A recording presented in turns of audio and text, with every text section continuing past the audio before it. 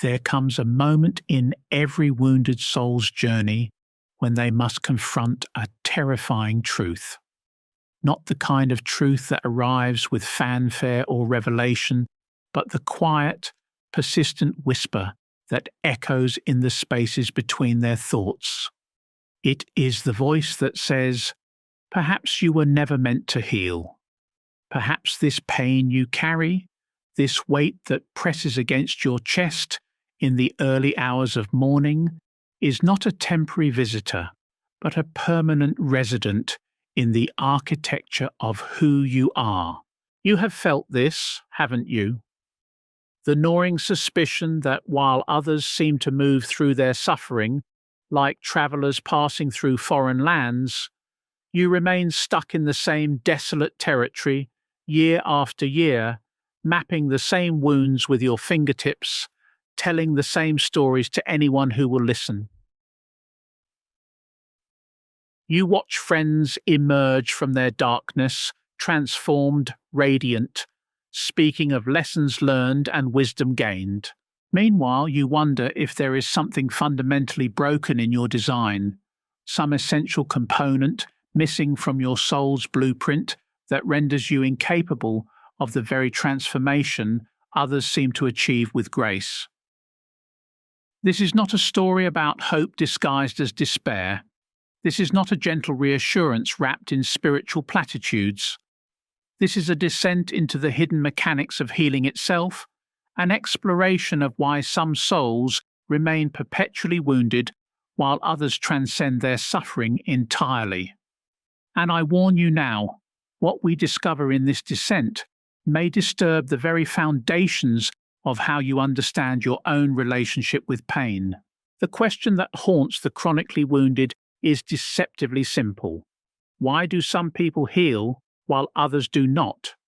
But beneath this question lies a labyrinth of far more complex inquiries.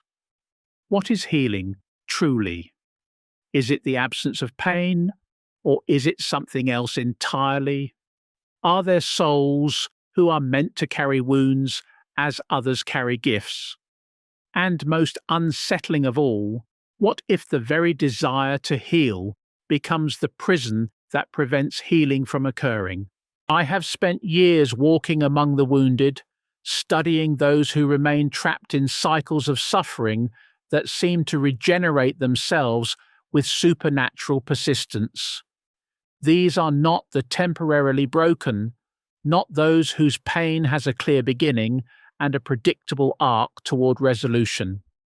These are the chronically afflicted, the perpetually grieving, the souls who seem to attract trauma, like magnets attract metal.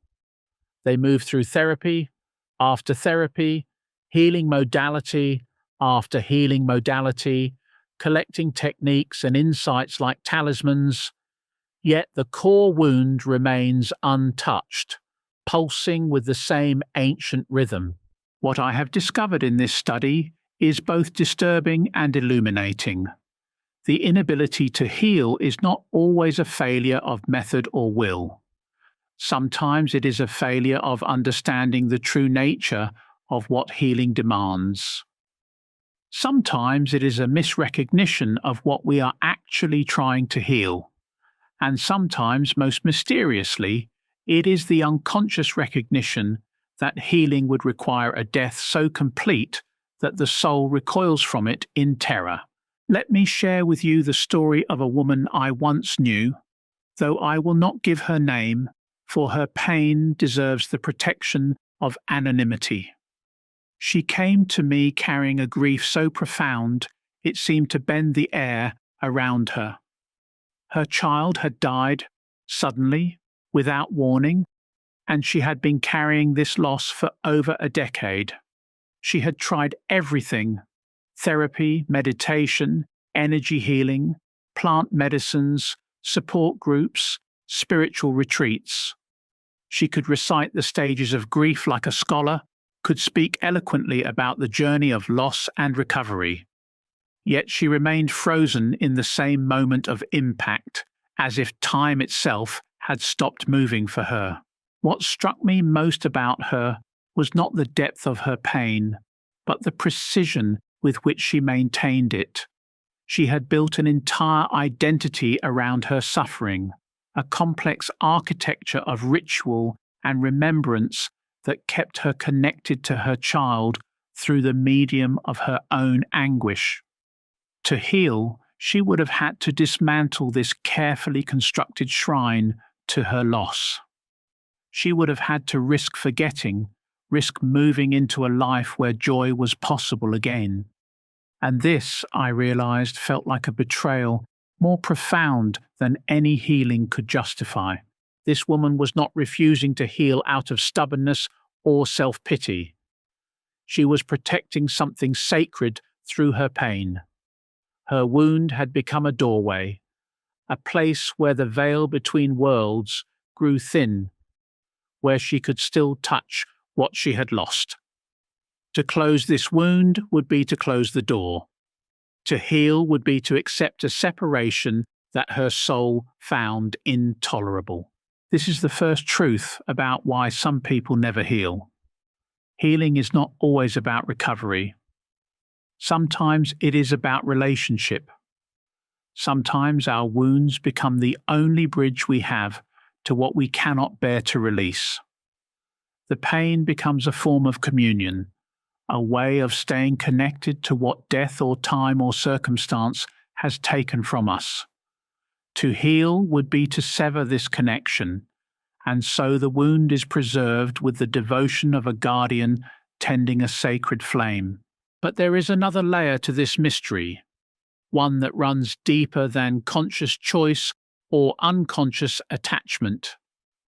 There are some souls who seem to be born into this world already wounded, carrying pain that predates their personal history.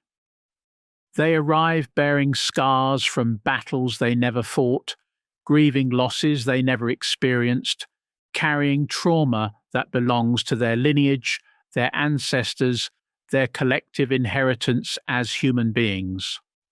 I have worked with individuals who could trace their suffering back through generations, who recognized in their own pain the echo of their grandmother's unspoken sorrow, their great-grandfather's buried rage, their family line's accumulated grief. These souls are not healing from their own wounds alone. They are attempting to heal the wounds of an entire ancestral chain. And this task, I have come to understand, may be beyond the capacity of a single lifetime to complete. The chronically wounded often sense this burden intuitively. They feel responsible not just for their own healing, but for the healing of everyone who came before them. They carry the weight of generational trauma like Atlas carries the world, believing that their personal recovery is somehow tied to the redemption of their entire lineage. This is a burden that would crush any individual soul, yet they persist in carrying it, wondering why their personal healing efforts yield such limited results. Consider the man who cannot release his anger, despite years of anger management and emotional regulation work. He rages at injustices both real and imagined, his fury seeming to have a life of its own. What he may not realize is that his anger is not entirely his own. It may be the accumulated rage of his father, who was forced to swallow his pride to survive. It may be the inherited fury of his grandfather, who lived through injustices he could never address. His personal anger has become a vessel for ancestral wrath, and until he recognizes this, his individual healing efforts will feel like trying to empty an ocean with a teacup. This is the second truth about why some people never heal. Some wounds are larger than the individual who carries them. Some pain belongs not to one person, but to an entire lineage, an entire people, an entire historical moment. The individual who attempts to heal such wounds through personal work alone is attempting an impossible task. They are trying to resolve collectively with individual tools, trying to heal the many through the efforts of the one. But even this understanding does not capture the full complexity of why healing eludes certain souls. There is a third layer to this mystery, one that touches on the nature of identity itself. For some people, their wound has become so integrated into their sense of self that healing would require nothing less than a complete reconstruction of their identity. They would have to die to who they have been in order to become who they might be. And this death feels more terrifying than any amount of continued suffering. I think of the woman who defined herself entirely through her history of abuse, who had built her entire personality around the story of what had been done to her. Her wound gave her meaning, purpose, a sense of specialness that set her apart from others. It provided her with a narrative that explained her struggles, her failures, her inability to connect with others in healthy ways. To heal would mean to release this defining story, to step into an unknown version of herself that she could not predict or control. This is perhaps the most challenging aspect of why some people never heal. Healing requires a willingness to become someone new, someone unknown. It demands that we release our attachment to our familiar suffering and step into an identity that has not yet been formed. For souls who have built their entire sense of self around their wounds, this prospect is not liberation, but obliteration. The chronically wounded often speak of wanting to heal, but what they really want is to heal while remaining fundamentally the same person. They want the pain to stop, but the identity to remain intact. They want the symptoms to disappear, but the story to continue. This is like wanting to remove the foundation of a house while expecting the structure to remain standing. It cannot be done. And so they cycle through healing modalities like tourists visiting foreign countries, collecting experiences, but never truly immigrating to a new way of being. They learn the language of healing, adopt its customs temporarily, but always return to the familiar territory of their wound. They become professional patients, expert sufferers, connoisseurs of their own pain. This brings us to a disturbing possibility that most healing traditions refuse to acknowledge. What if some people are not meant to heal, at least not in the way we typically understand healing? What if some souls have incarnated specifically to carry certain wounds, to serve as vessels for particular forms of suffering that need to be witnessed, held, and honored rather than eliminated? This is not a romantic notion. There is nothing beautiful or noble about unnecessary suffering, but there may be forms of pain that serve purposes beyond the individual who carries them. There may be wounds that function as portals, as bridges between worlds, as necessary shadows that give depth and meaning to the light. Some souls may be called to be wound bearers, not because they are broken or failed, but because they are fulfilling a sacred function that requires them to remain open, sensitive, permeable to the pain of existence itself. This possibility challenges everything we believe about healing and wholeness. It suggests that the goal of eliminating suffering may not be appropriate for every soul, that some forms of pain may be sacred obligations rather than problems to be solved. It implies that the healing industry's promise of universal recovery may be a beautiful lie that causes more suffering than it alleviates. If this is true, then the question becomes not how to heal everyone, but how to discern which wounds are meant to be healed and which are meant to be honored. How do we distinguish between necessary suffering and unnecessary suffering? How do we know when pain is a problem to be solved and when it is a sacred calling to be embraced? These are not comfortable questions. They challenge our fundamental assumptions about what it means to live a good life, what it means to be whole, what it means to be human. They suggest that some of our deepest convictions about healing and recovery may be projections of our own discomfort with the reality of suffering rather than genuine wisdom about how pain functions in the human experience. The wounded who never heal may not be failing at recovery. They may be succeeding at something else entirely, something we do not yet have the language or the wisdom to recognize.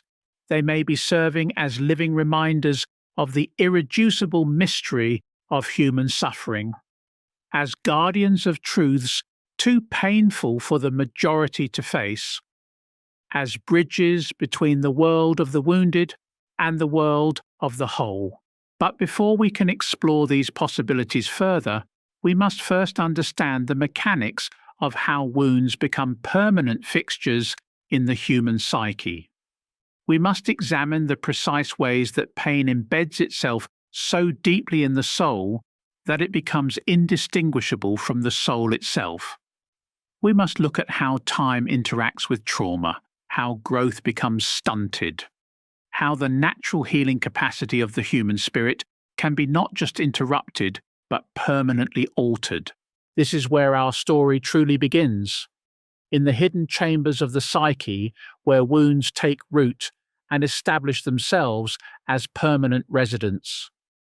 It is a dark territory, but one that must be mapped if we are to understand why some people carry their pain like a crown they can never remove, why some souls seem destined to remain forever broken, forever seeking a wholeness that perpetually eludes their grasp. The chambers of the wounded psyche are not built in a day.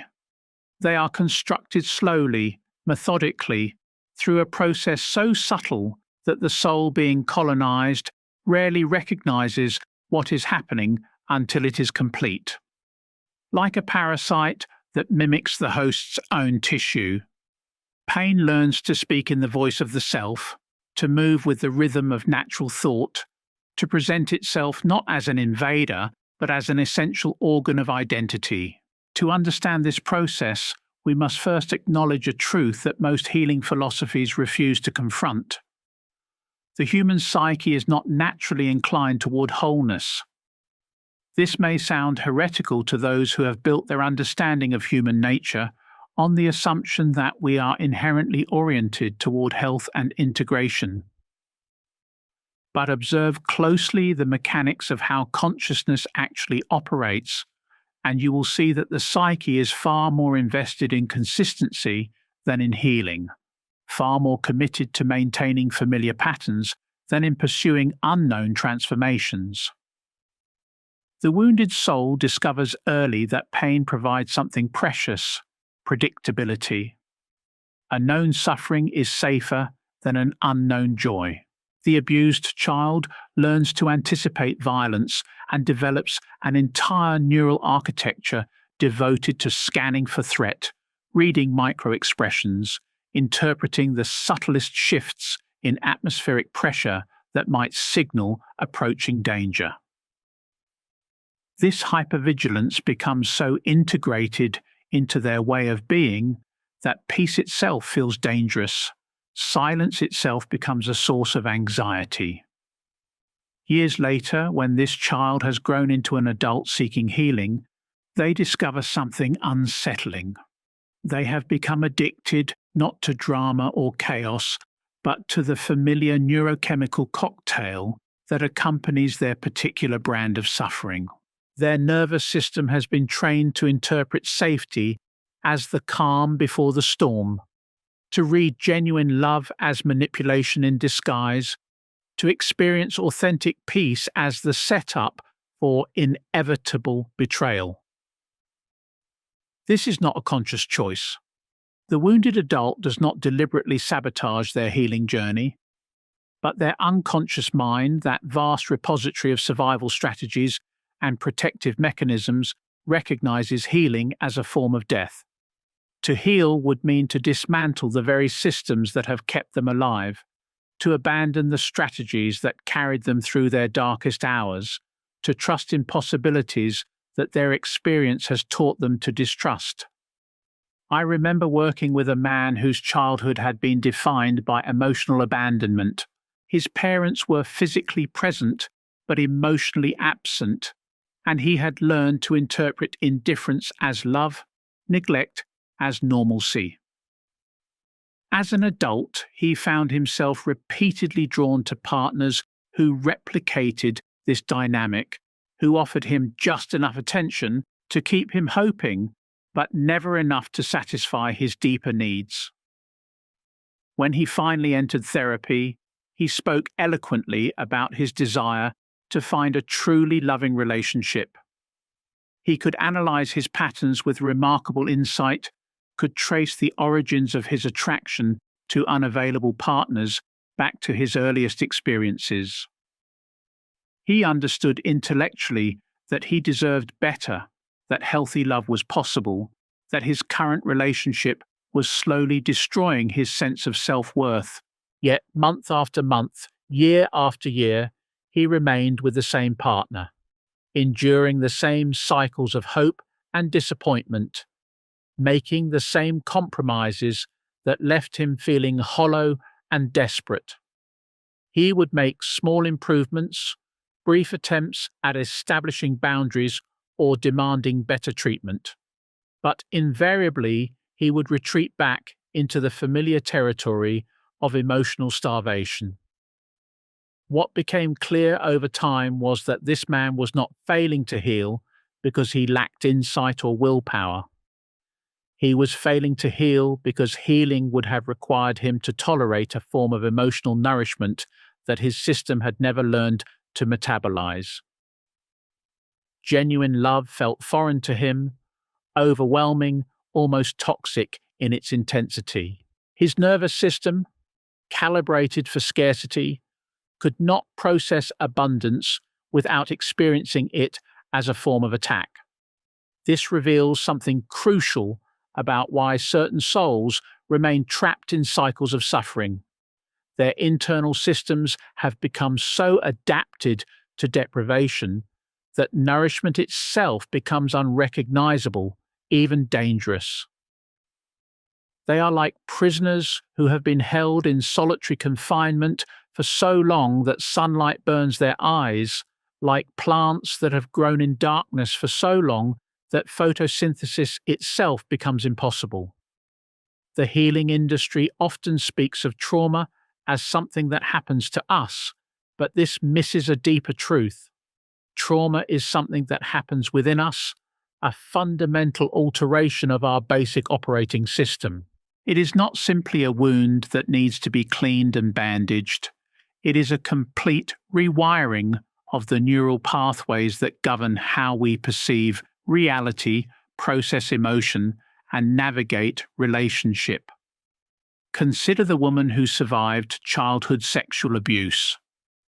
The trauma literature tells us that her healing journey will involve processing the original events, releasing trapped emotions, and learning to trust again. But what this framework fails to acknowledge is that the abuse did not simply damage her existing capacity for trust and intimacy. It fundamentally altered her neurological development, creating neural pathways that interpret vulnerability as danger, intimacy as threat, love itself as a prelude to violation. For this woman, healing is not a matter of returning to some previous state of wholeness. There is no previous state to return to. Her entire neural architecture was constructed around the reality of violation. Her sense of self, her understanding of relationship, her basic orientation toward existence itself was forged in the fire of betrayal. To heal, she would not simply need to recover from trauma. She would need to rebuild her entire nervous system from the ground up. This is why traditional therapeutic approaches often fail with deeply wounded individuals. They are attempting to repair something that was never properly constructed in the first place. They are trying to restore trust in souls who never learned what trust actually feels like. Trying to teach self-love to people whose very concept of self was formed through the experience of being violated. The chronically wounded are not broken versions of healthy people. They are entirely different creatures, operating from fundamentally different neurological and psychological templates. Their pain is not an aberration to be corrected, but the very foundation upon which their entire sense of reality has been constructed. This understanding leads us to one of the most unsettling truths about why some people never heal. For certain souls, healing would require not just recovery, but complete reconstruction. They would need to dismantle their entire personality structure and rebuild it from scratch. They would need to learn new ways of thinking, feeling, and being that have no precedent in their experience. They would need to trust in possibilities that their entire life history has taught them to fear. Most human beings, when faced with such a prospect, choose the familiar suffering over the unknown transformation. They choose the devil they know over the angel they cannot recognize. This is not weakness or failure. It is a rational response to an impossible demand. The psyche, in its wisdom, recognizes that some forms of healing are more dangerous than the original wound. But there is another dimension to this mystery that we have not yet explored, one that takes us beyond individual psychology into the realm of collective trauma and ancestral inheritance. Some souls who never heal are not simply dealing with their own wounds, but are serving as carriers for traumas that belong to their entire lineage, their culture, their historical moment. These individuals often report feeling haunted by sorrows they cannot name, carrying grief that seems to have no personal origin, experiencing rage that feels ancient and impersonal. They are like radio receivers tuned to frequencies of pain that broadcast from the past, picking up signals of suffering that originated in other times, other places, other lives. I have worked with descendants of Holocaust survivors who carry in their bodies the terror their grandparents never fully processed. I have counseled children of war veterans who inherited their father's hypervigilance and emotional numbness without ever experiencing combat themselves. I have sat with individuals whose depression seems to echo with the voices of ancestors who died by suicide, whose anxiety carries the imprint of generational persecution they have only heard about in family stories.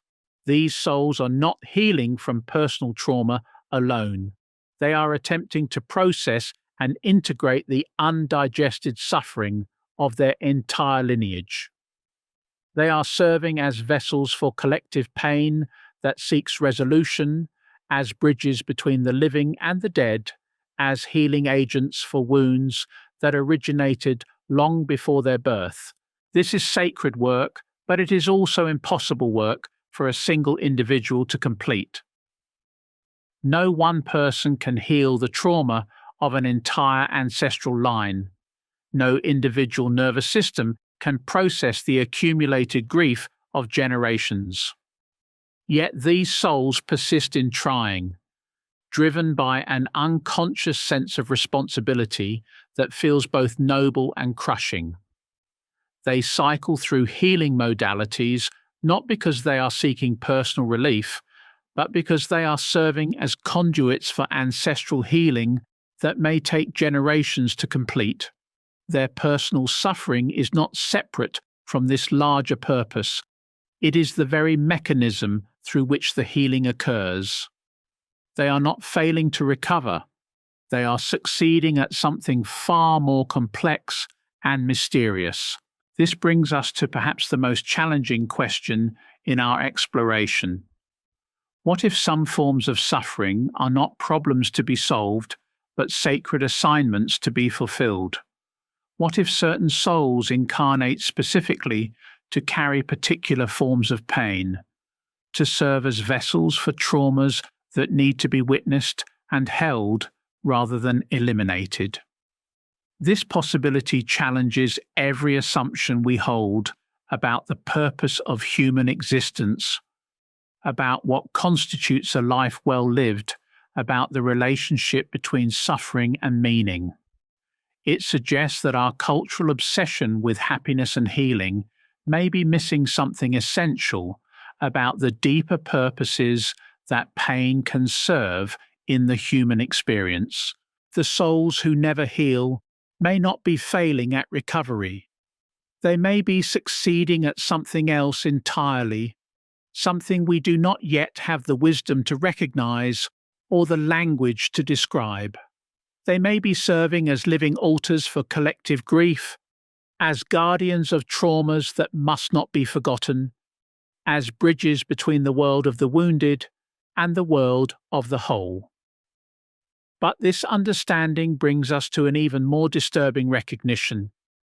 If some souls are indeed meant to carry certain wounds, then our entire therapeutic culture may be inflicting a secondary trauma upon them. We may be telling them that their fundamental nature is wrong, that their deepest purpose is pathology, that their sacred assignment is actually a failure of mental health. The chronically wounded often report feeling broken, not just by their original trauma, but by the relentless message from healing professionals that they should be able to recover. They are told that their continued suffering represents a lack of commitment to the healing process, a resistance to growth, an unconscious attachment to victim identity. They are made to feel ashamed not only of their pain, but of their inability to transcend it. This creates a cruel double bind. The soul who is meant to carry a particular wound finds themselves pathologized for fulfilling their deeper purpose. They are diagnosed, medicated, and subjected to interventions designed to eliminate the very thing they came here to embody. They begin to see themselves as defective rather than devoted, as broken rather than chosen. I have witnessed this tragedy countless times in my work. Souls who carry the grief of their lineage are told they have depression. Those who bear witness to collective trauma are diagnosed with anxiety disorders.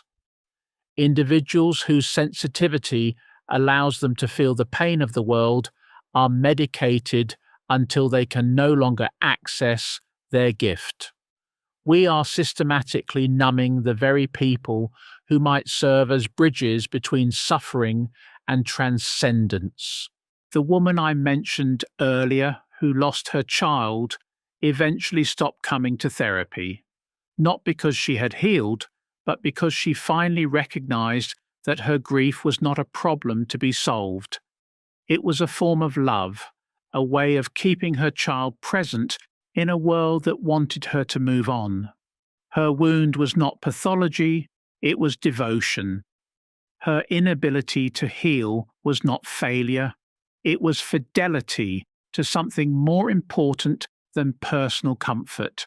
This recognition changes everything about how we understand the relationship between pain and purpose.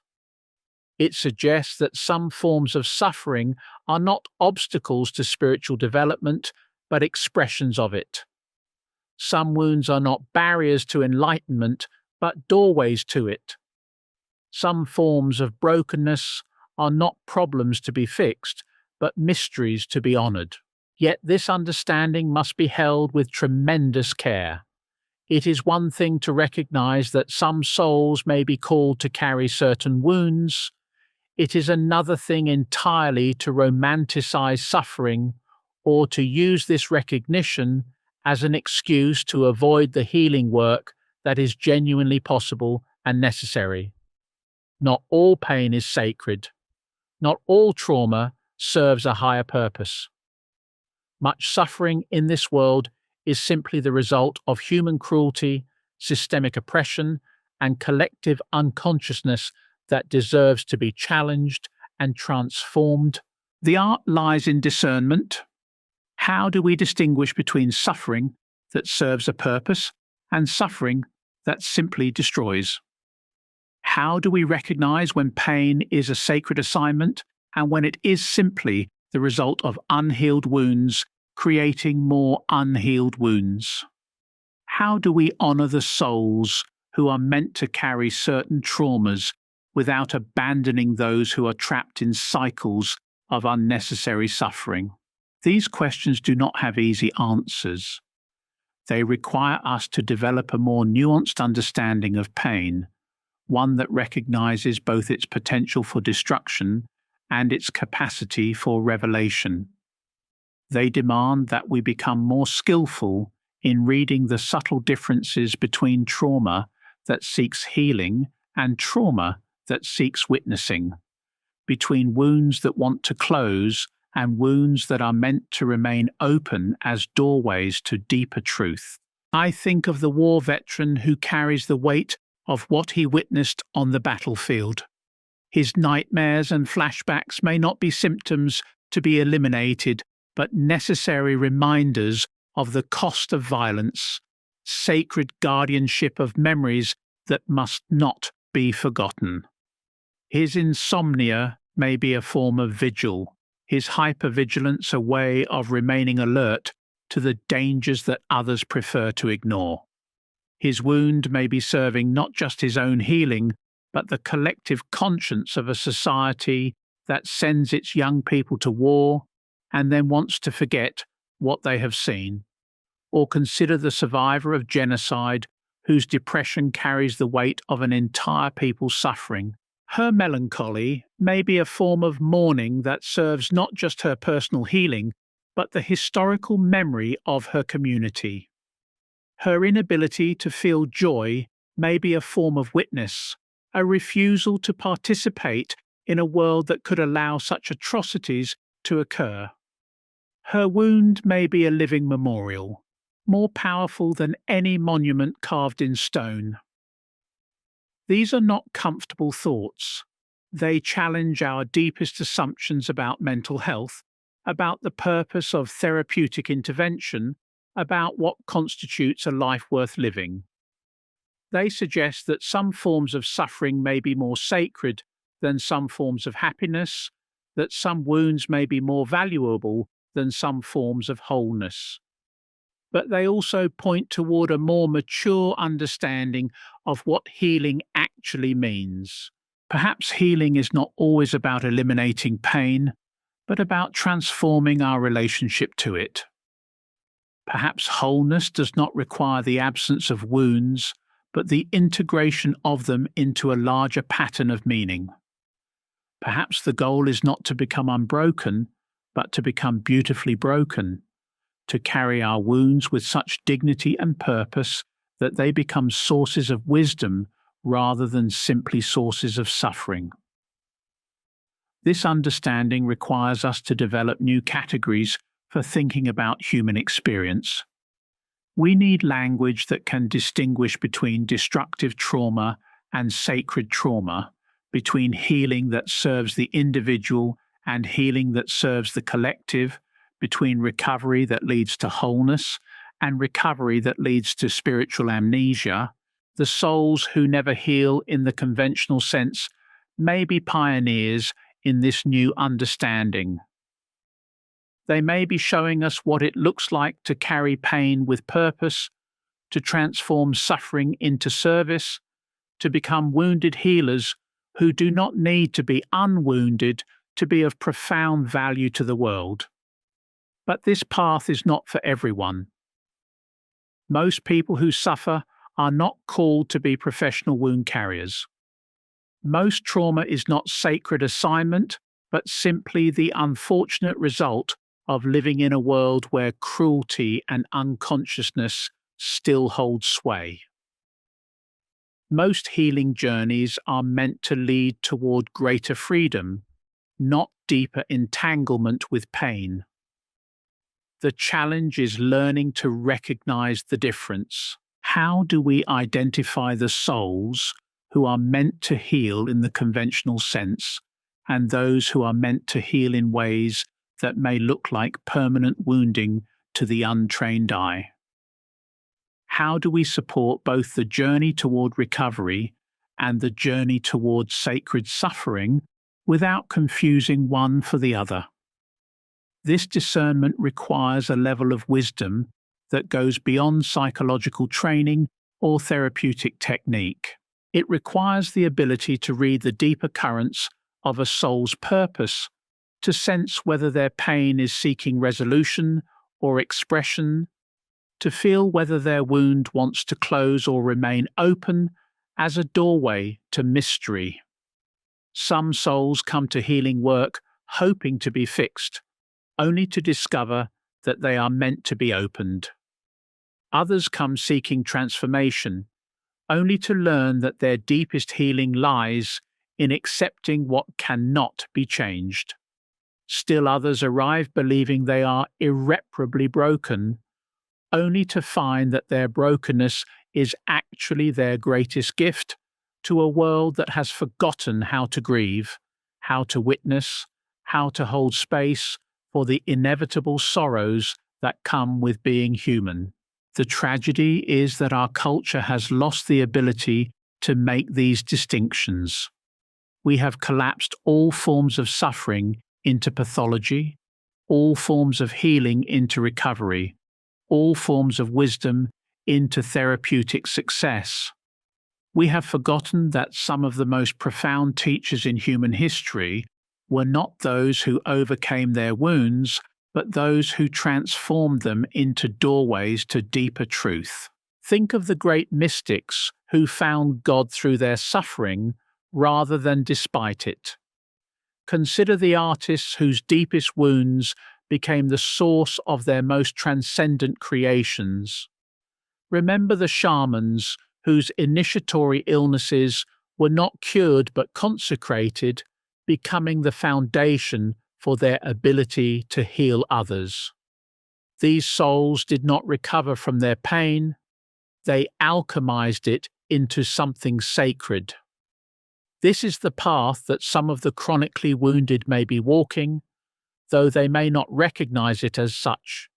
They may be undergoing a form of initiation that our culture no longer understands, a transformation that looks like pathology to those who have forgotten the sacred dimensions of suffering. Their healing may not look like recovery, but like deepening. Not like closure, but like opening. Not like forgetting, but like remembering something the rest of us have chosen to forget. They may be serving as repositories for forms of knowledge that can only be accessed through certain kinds of pain, as guardians of truths that can only be preserved through certain forms of wounding. But this understanding must not become another trap, another way of spiritualizing suffering that should be addressed directly. The recognition that some wounds may serve sacred purposes must not prevent us from offering genuine healing to those who seek it, genuine relief to those who are trapped in cycles of unnecessary pain. The art lies in learning to read each soul's unique signature, to sense whether their pain is calling for intervention or integration, for healing or for honoring. This requires a level of sensitivity and wisdom that goes far beyond conventional therapeutic training. It requires the ability to feel into the deeper currents of purpose that move through human experience, to sense the difference between suffering that destroys and suffering that reveals. This is perhaps why the question of who heals and who does not remains such a profound mystery. It touches on the deepest questions of human existence. Why do we suffer? What is the purpose of pain? How do we distinguish between necessary and unnecessary anguish? What does it actually mean to be whole? These questions do not have simple answers because they point toward the fundamental paradoxes of human existence. We are beings who seek happiness, yet often find our deepest meaning through suffering. We long for wholeness, yet often discover our greatest gifts through our brokenness. We desire healing, yet sometimes find that our wounds are the very things that make us most useful to the world. The souls who never heal may be living embodiments of these paradoxes. They may be showing us that the relationship between suffering and transcendence is far more complex than our therapeutic models suggest, that the path to wisdom sometimes leads through permanent wounding rather than around it. But they are also showing us something else, that there are forms of courage that have nothing to do with overcoming obstacles and everything to do with carrying them with grace.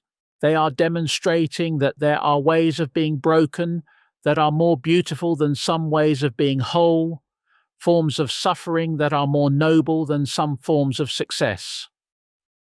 Their stories challenge us to expand our understanding of what constitutes a meaningful life, what represents genuine spiritual attainment, what actually serves the greater good. They force us to confront our own discomfort with pain, our own attachment to the idea that healing must always mean the elimination of suffering. Perhaps this is where our inquiry must take a different turn, away from the comfortable territories of psychological explanation and into the more treacherous landscape of what I can only call soul recognition. For there comes a moment in working with the chronically wounded when all therapeutic frameworks fall away, when all models of trauma and recovery reveal themselves as inadequate maps for the territory we are actually exploring.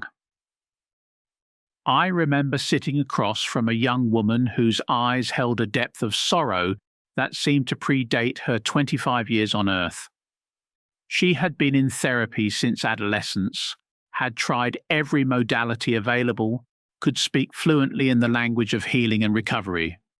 Yet something in her remained untouched by all these interventions, something that seemed to exist in a realm beyond the reach of conventional therapeutic wisdom. What struck me was not her pain itself, but the quality of her relationship to it. She did not rage against her suffering or seek desperately to escape it.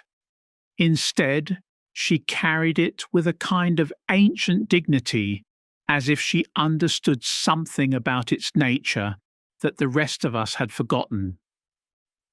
When she spoke of her depression, it was not with the frustration of someone fighting an illness, but with the reverence of someone tending a sacred flame. This woman, I came to understand, was not failing at healing. She was succeeding at something far more mysterious. She was serving as a vessel for a form of consciousness that our culture has lost the ability to recognize or value. Her wound was not pathology, but perception, not illness, but insight into dimensions of reality that most of us have learned to avoid. She could feel the collective grief that moves beneath the surface of our seemingly successful civilization. She could sense the unspoken sorrows that families carry in their silence, the historical traumas that entire cultures have agreed to forget. Her nervous system was calibrated not to personal happiness, but to collective truth. And this calibration made conventional healing impossible, because it would have required her to become numb to realities that desperately needed witnessing. This recognition opens a door to perhaps the most unsettling possibility in our exploration. What if some souls incarnate not to achieve personal fulfillment, but to serve functions that require them to remain perpetually sensitive to forms of pain that others cannot or will not feel? What if their inability to heal is not a failure of therapy, but a success of purpose?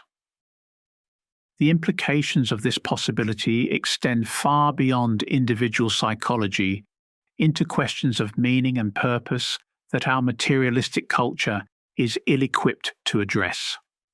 If some souls are indeed meant to serve as consciousness for collective pain, then our entire approach to mental health may be fundamentally misguided.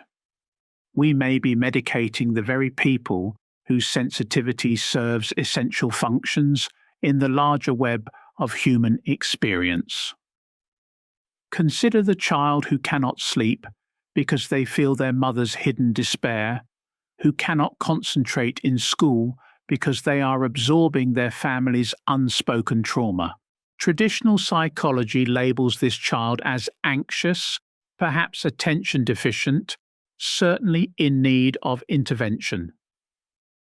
But what if this child is actually functioning exactly as they are meant to function, serving as an early warning system for emotional toxicity that others have learned to ignore?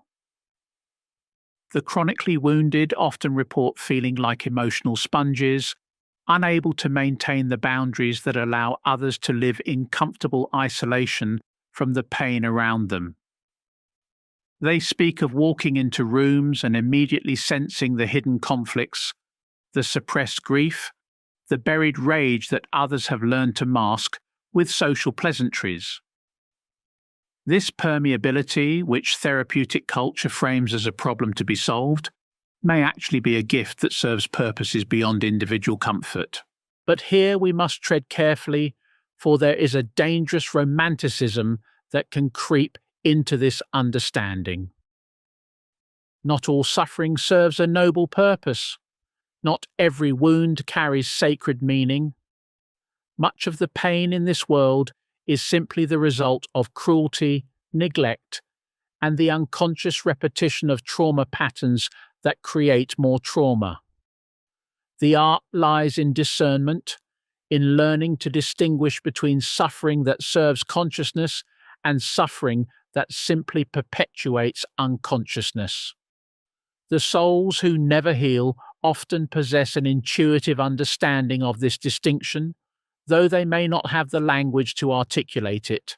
They can sense when their pain is being pathologized by others who are uncomfortable with its presence, who need them to get better in order to maintain their own illusions about the nature of reality.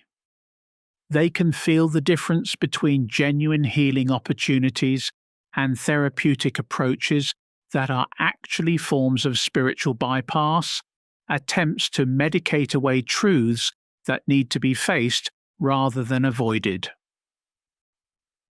I have worked with individuals who stopped seeking treatment, not because they had given up hope, but because they had recognized that their wound was serving a purpose larger than their personal comfort. They had come to understand that their sensitivity to collective pain was not a malfunction, but a form of service, not pathology, but prophecy, not illness, but insight into realities that others were working desperately to avoid. This recognition often comes with profound loneliness. The soul who carries collective wounds finds themselves isolated not just from conventional happiness, but from conventional understanding. They cannot explain to others why they grieve for sorrows they have not personally experienced, why they feel responsible for healing traumas they did not create, why they cannot simply focus on their own lives and leave the world's pain to tend itself. Yet in this loneliness lies a form of initiation that may be essential for the evolution of human consciousness. These souls are being prepared for forms of service that require them to remain open to dimensions of experience that most people learn to shut down in order to function in ordinary reality. They are developing capacities for holding pain that may be essential for humanity's ability to face the collective traumas we have created and continue to create. But the price of this preparation is enormous. To remain open to collective pain requires a form of spiritual courage that few possess and even fewer understand. It means living without the protective mechanisms that allow others to maintain optimism in the face of overwhelming evidence of human cruelty and environmental destruction. It means feeling the weight of ancestral trauma, the burden of historical injustice, the grief of species extinction, and planetary degradation. The chronically wounded often speak of feeling like they are drowning in sorrows that are not their own, overwhelmed by grief that seems to pour into them from sources they cannot identify. They describe nightmares filled with images from wars they never witnessed, depression that carries the weight of generations, anxiety that seems to anticipate catastrophes that exist more in collective memory than in personal experience. Traditional therapy interprets these experiences as symptoms of individual pathology, but what if they are actually signs of expanding consciousness? What if these souls are developing the capacity to feel beyond the boundaries of individual identity, to experience themselves as part of a larger web of consciousness that includes not just their personal history, but the history of their lineage, their culture, their species? This expansion of consciousness comes with a terrible price. The individual ego, which is designed to maintain the illusion of separation necessary for personal survival, rebels against this dissolution of boundaries. It experiences the influx of collective material as an invasion, a form of psychic overwhelm that threatens its very existence. The result is often a form of suffering that cannot be addressed through conventional therapeutic means because it is not actually personal in nature. The souls who never heal may be caught in this liminal space between individual and collective consciousness, unable to retreat back into the comfortable boundaries of personal identity, yet not yet equipped with the tools necessary to navigate expanded awareness skillfully. They are like radio receivers that have been tuned to frequencies of pain that broadcast constantly from the collective unconscious, unable to turn off the signal, yet lacking the training necessary to translate what they are receiving into useful information. This understanding suggests that what we call mental illness may sometimes be a form of spiritual emergency, a crisis of consciousness that occurs when individuals begin to access layers of reality that our culture does not recognize or support. The chronically depressed may be feeling the weight of collective despair. The chronically anxious may be sensing collective danger. The perpetually grieving may be processing collective loss. If this is true, then the solution is not medication or even traditional therapy, but rather a form of spiritual education that helps these individuals understand what they are experiencing and how to work with it skillfully. They need not healing in the conventional sense, but initiation into forms of consciousness that our culture has forgotten how to navigate. But this initiation cannot happen in isolation. The souls who carry collective wounds need communities that understand their function, traditions that honor their service, elders who can guide them through the territories of expanded consciousness they are being called to explore. Without this support, they remain trapped between worlds, suffering from experiences they cannot understand and receiving treatment for symptoms that are actually signs of spiritual development. The tragedy of our time is that we have lost the cultural frameworks that once made sense of these experiences. Indigenous cultures understood that some individuals were called to serve as bridges between the visible and invisible worlds, as carriers of collective memory, as healers whose own wounds remained open, in service of communal healing.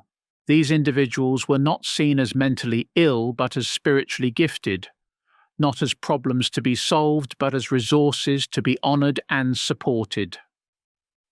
Our modern therapeutic culture, for all its genuine insights and beneficial interventions, lacks this understanding. It approaches all suffering as individual pathology, all pain as personal problem, all wounds as obstacles to overcome rather than as potential doorways to expanded consciousness. This framework serves many people well, but it fails those whose suffering transcends individual boundaries. The souls who never heal may be calling us to remember these older ways of understanding, to develop new frameworks that can hold both individual psychology and collective consciousness, both personal healing and transpersonal service. They may be pointing toward forms of wholeness that include, rather than eliminate, certain kinds of wounding, forms of health that encompass sensitivity to collective pain rather than immunity from it. This recognition requires us to expand our definitions of what constitutes a successful life, a healthy psyche, a meaningful existence. It challenges us to consider whether some forms of suffering may be more valuable than some forms of happiness, whether some kinds of brokenness may serve purposes that conventional wholeness cannot fulfill. The woman I mentioned earlier, who lost her child, eventually found a way to transform her grief into service. She began working with other bereaved parents, not as someone who had overcome her loss, but as someone whose wound had become a doorway to deeper compassion. Her inability to heal in the conventional sense had become her greatest gift. Her permanent openness to pain had become her capacity to hold space for others in their darkest hours. She had discovered what I believe may be the deepest truth about why some people never heal. They are not meant to heal in the way that closes wounds, but in the way that consecrates them.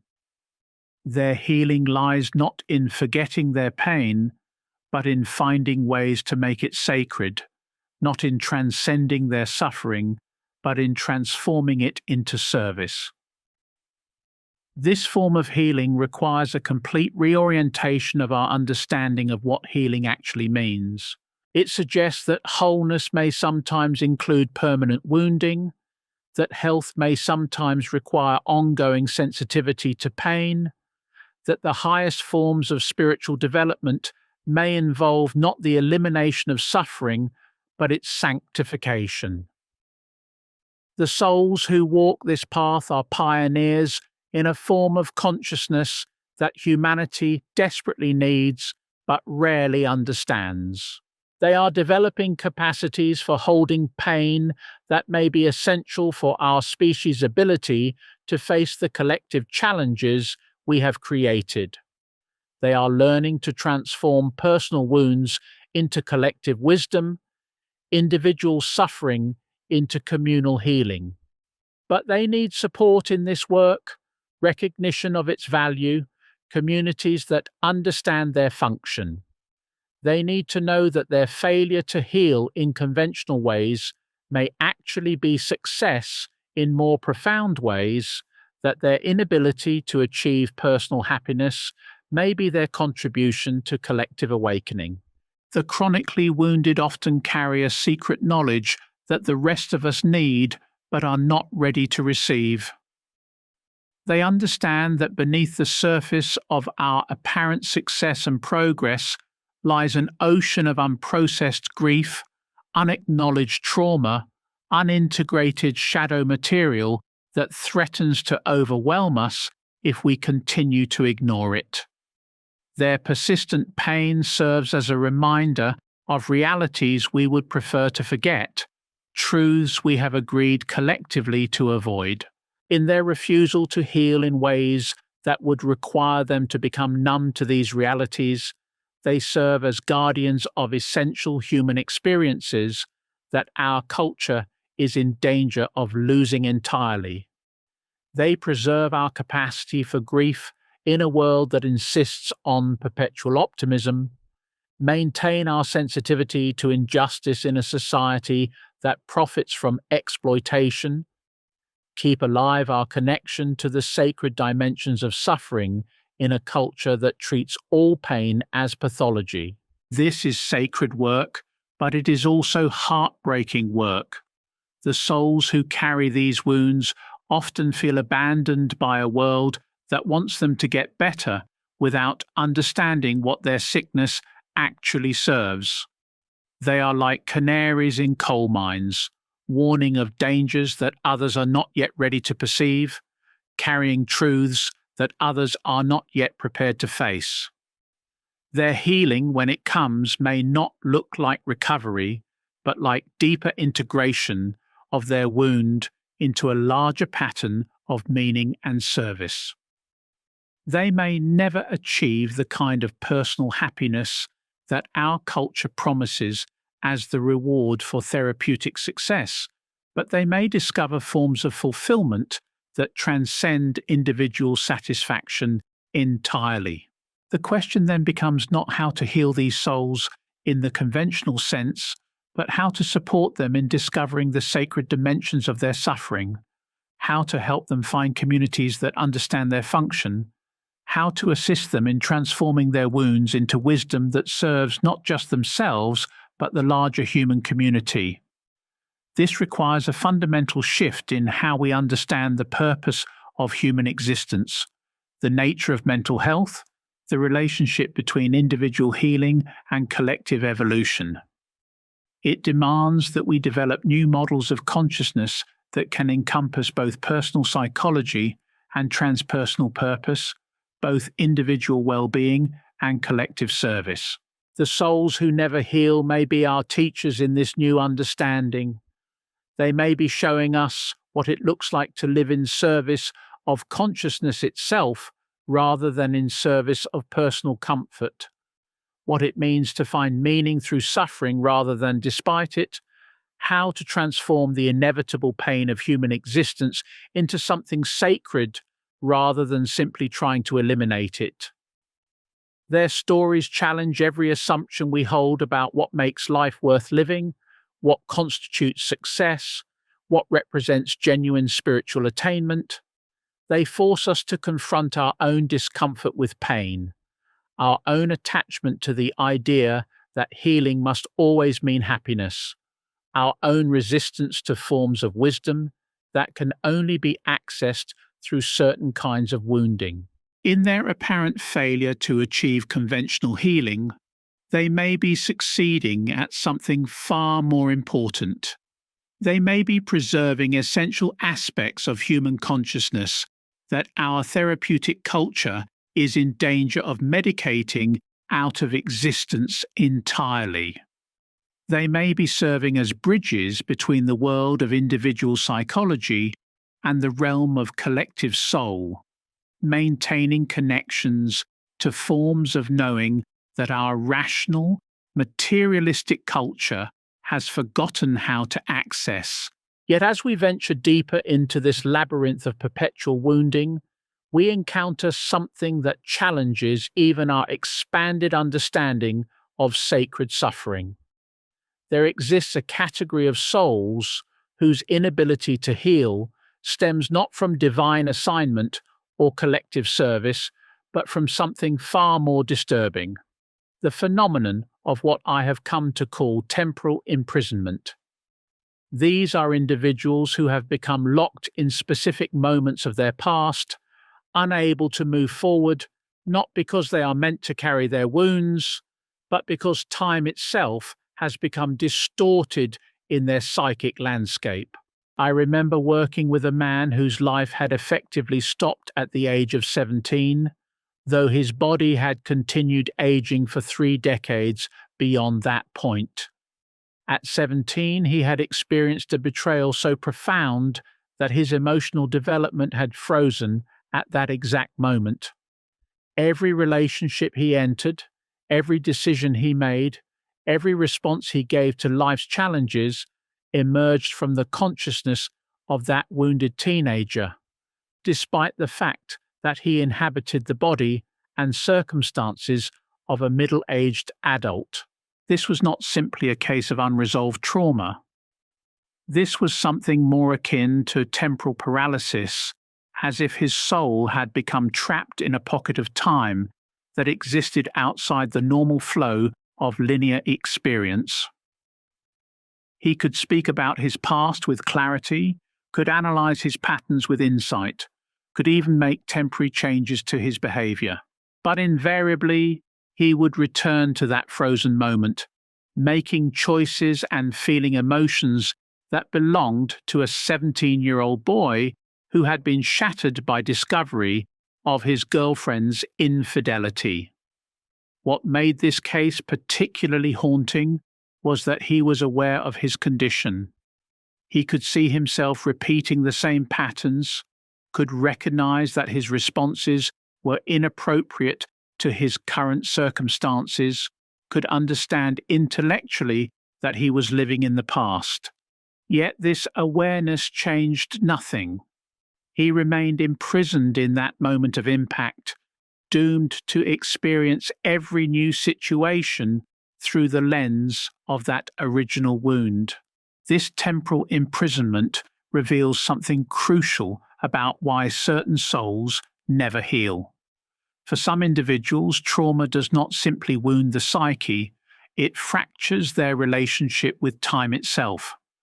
They become unstuck from the natural flow of experience, trapped in loops of perception that replay the same emotional content endlessly, regardless of how much their external circumstances change.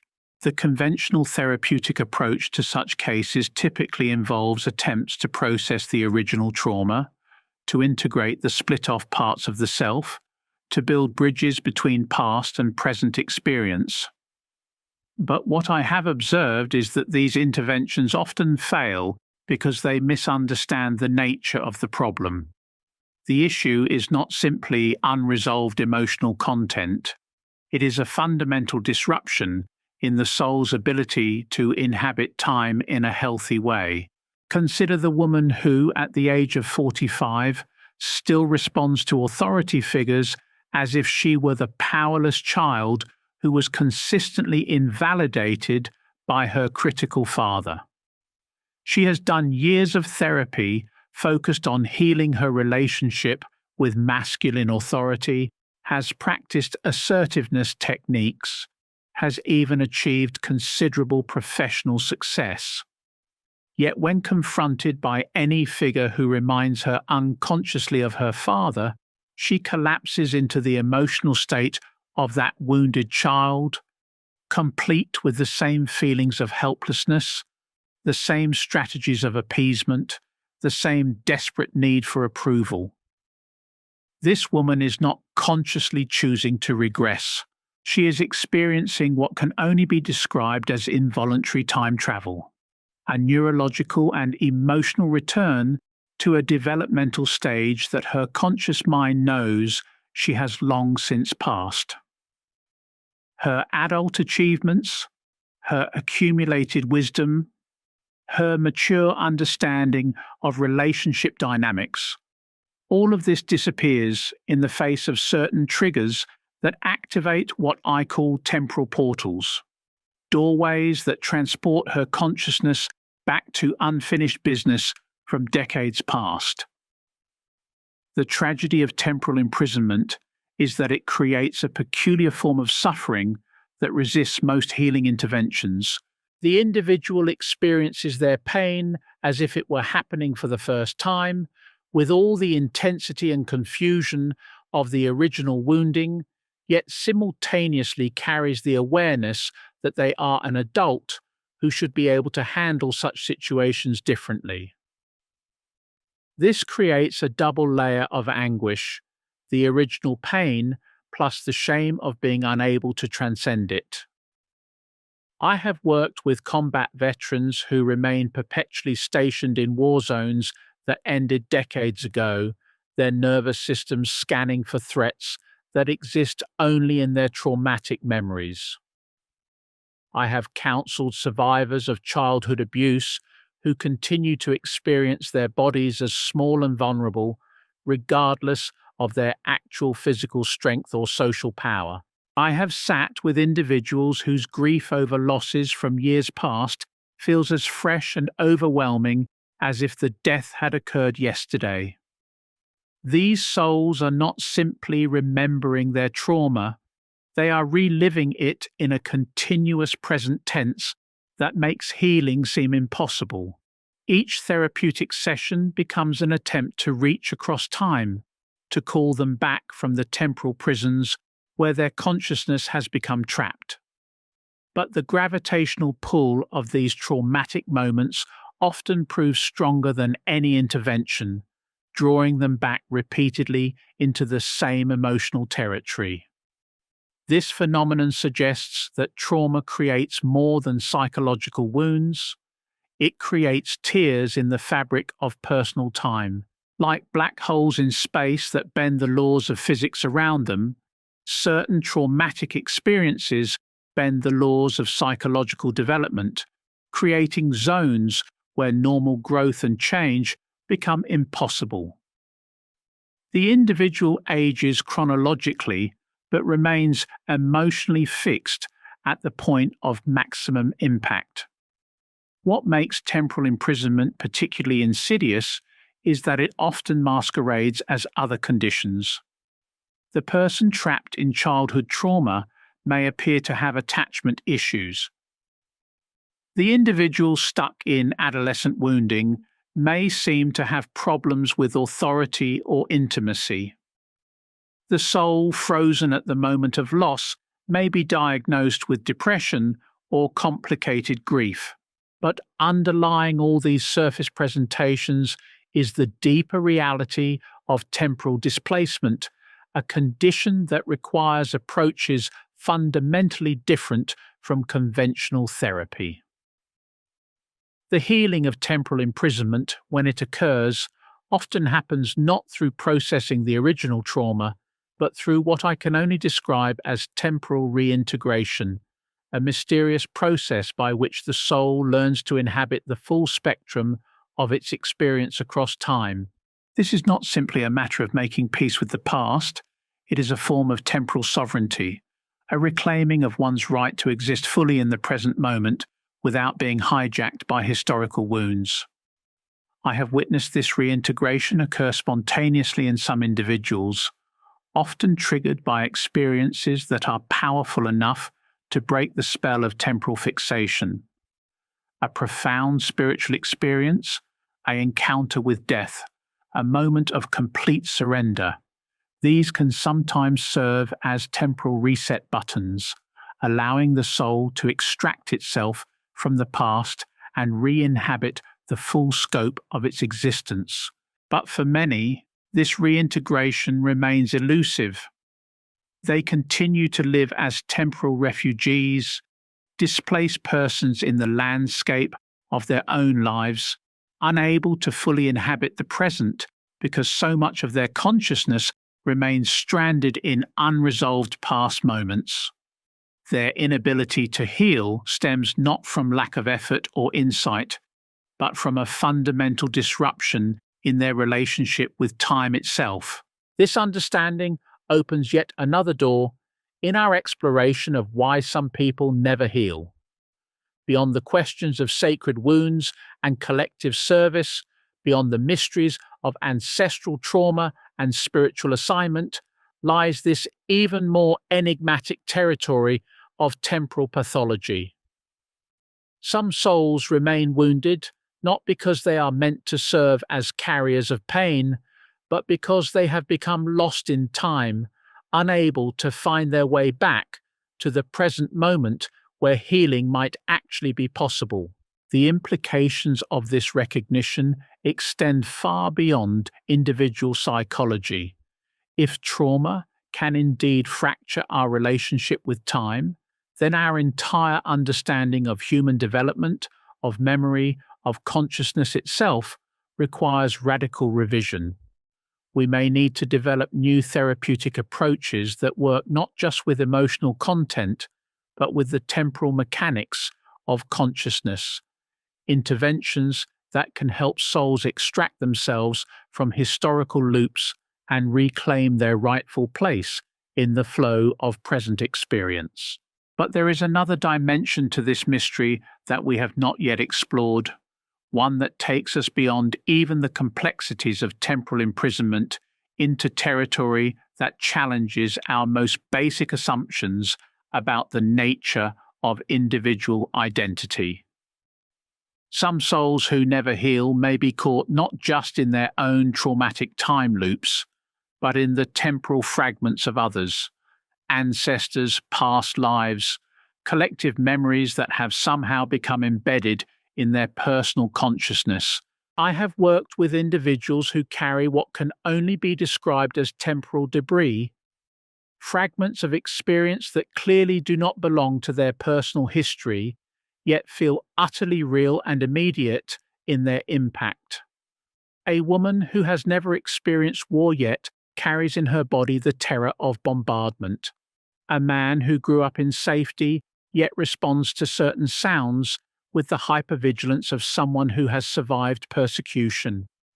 Children who speak of memories that predate their birth, whose fears and attractions seem to emerge from experiences they have never had.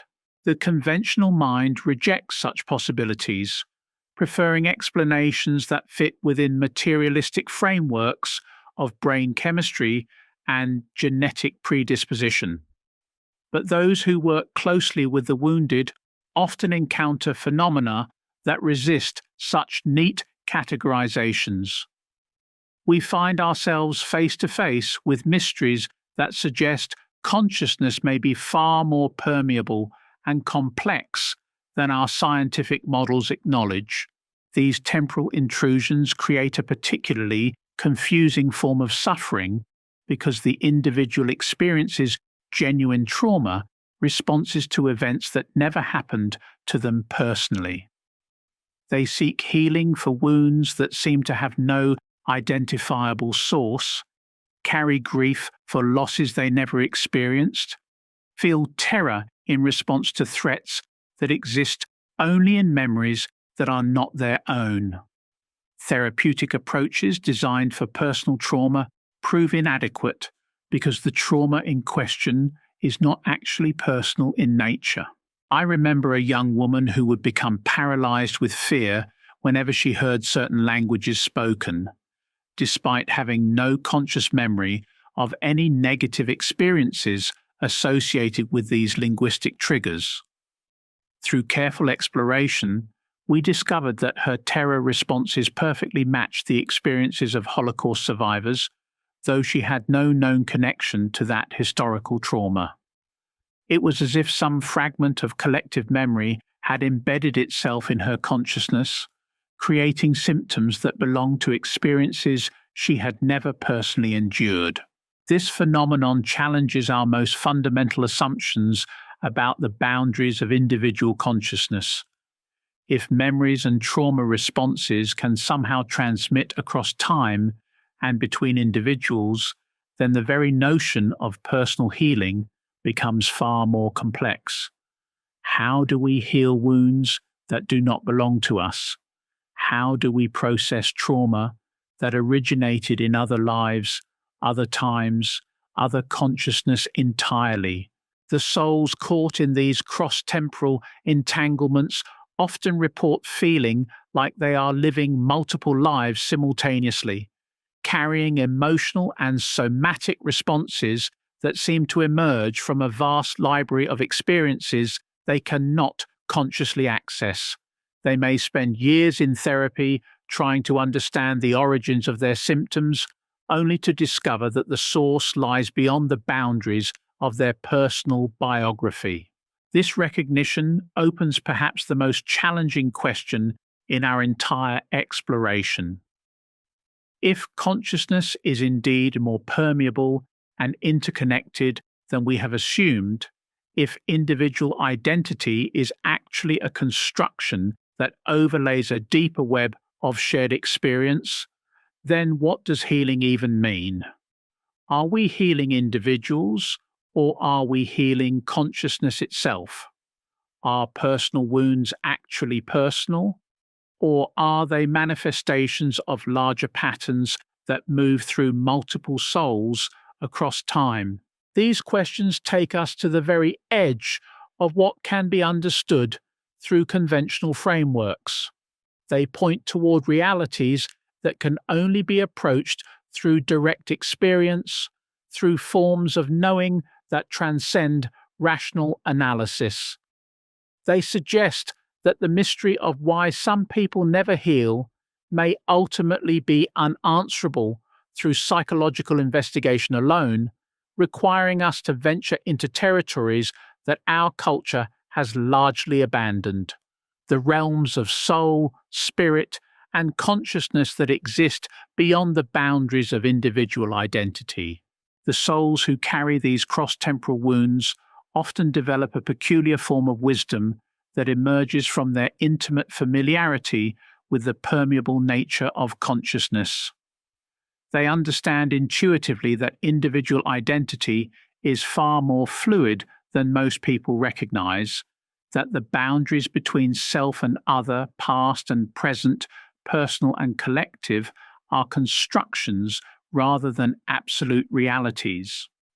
Their inability to heal in conventional ways may stem from their unconscious recognition that they are not actually individuals in the way that therapeutic culture assumes, but rather focal points in a larger web of consciousness that includes multiple streams of experience.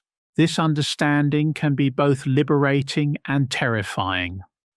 Liberation comes from the recognition that their seemingly inexplicable symptoms may have sources and meanings that extend far beyond personal pathology. Terror arises from the dissolution of the protective boundaries that allow most people to maintain the illusion of separate selfhood. To recognize oneself as a permeable node in a vast network of consciousness is to lose the comforting fiction of individual control and discrete identity. The healing of cross-temporal wounds, when it occurs, often requires approaches that work with consciousness as a field rather than as an individual possession. Shamanic practices, past life regression, ancestral healing work, constellation therapy, these modalities acknowledge the possibility that healing may need to occur across multiple dimensions of time and identity. They recognize that some wounds cannot be addressed through personal therapy alone, but require interventions that work with the larger patterns of consciousness from which individual symptoms emerge. Yet even these expanded approaches often fall short when confronted with the full complexity of cross-temporal wounding. The individual may gain insight into the origins of their symptoms, may even experience temporary relief through ritual or energetic intervention, but the fundamental condition, the permeability that allows foreign memories and traumas to embed themselves in personal consciousness, often remains unchanged. This brings us to perhaps the most unsettling possibility in our entire exploration. What if some souls are not meant to maintain the boundaries that protect most people from cross-temporal intrusion? What if their permeability, their inability to maintain discrete individual identity, serves functions that we do not yet understand? What if their suffering results not from pathology, but from their role as living bridges between different streams of consciousness, different temporal realities? I think of the psychic who cannot enter certain locations without being overwhelmed by the emotional residue of past events. The empath who absorbs not just the current emotions of others, but their historical trauma patterns. The sensitive child who seems to carry memories that belong to grandparents they never met. These individuals may not be failing to maintain healthy boundaries. They may be serving as conscious interfaces between normally separate dimensions of experience. Their healing may not lie in learning to close themselves off from these cross-temporal intrusions, but in learning to navigate them skillfully to serve as conscious translators between different streams of consciousness rather than unconscious victims of temporal overflow. This would require forms of training and support that our culture does not currently provide, approaches that honor their permeability while helping them develop the skills necessary to work with it constructively. But this understanding returns us to the fundamental question that has run through our entire exploration. How do we distinguish between suffering that serves a purpose and suffering that simply destroys? How do we recognize when apparent pathology is actually spiritual function? How do we know when to intervene with healing approaches and when to support individuals in discovering the sacred dimensions of their condition?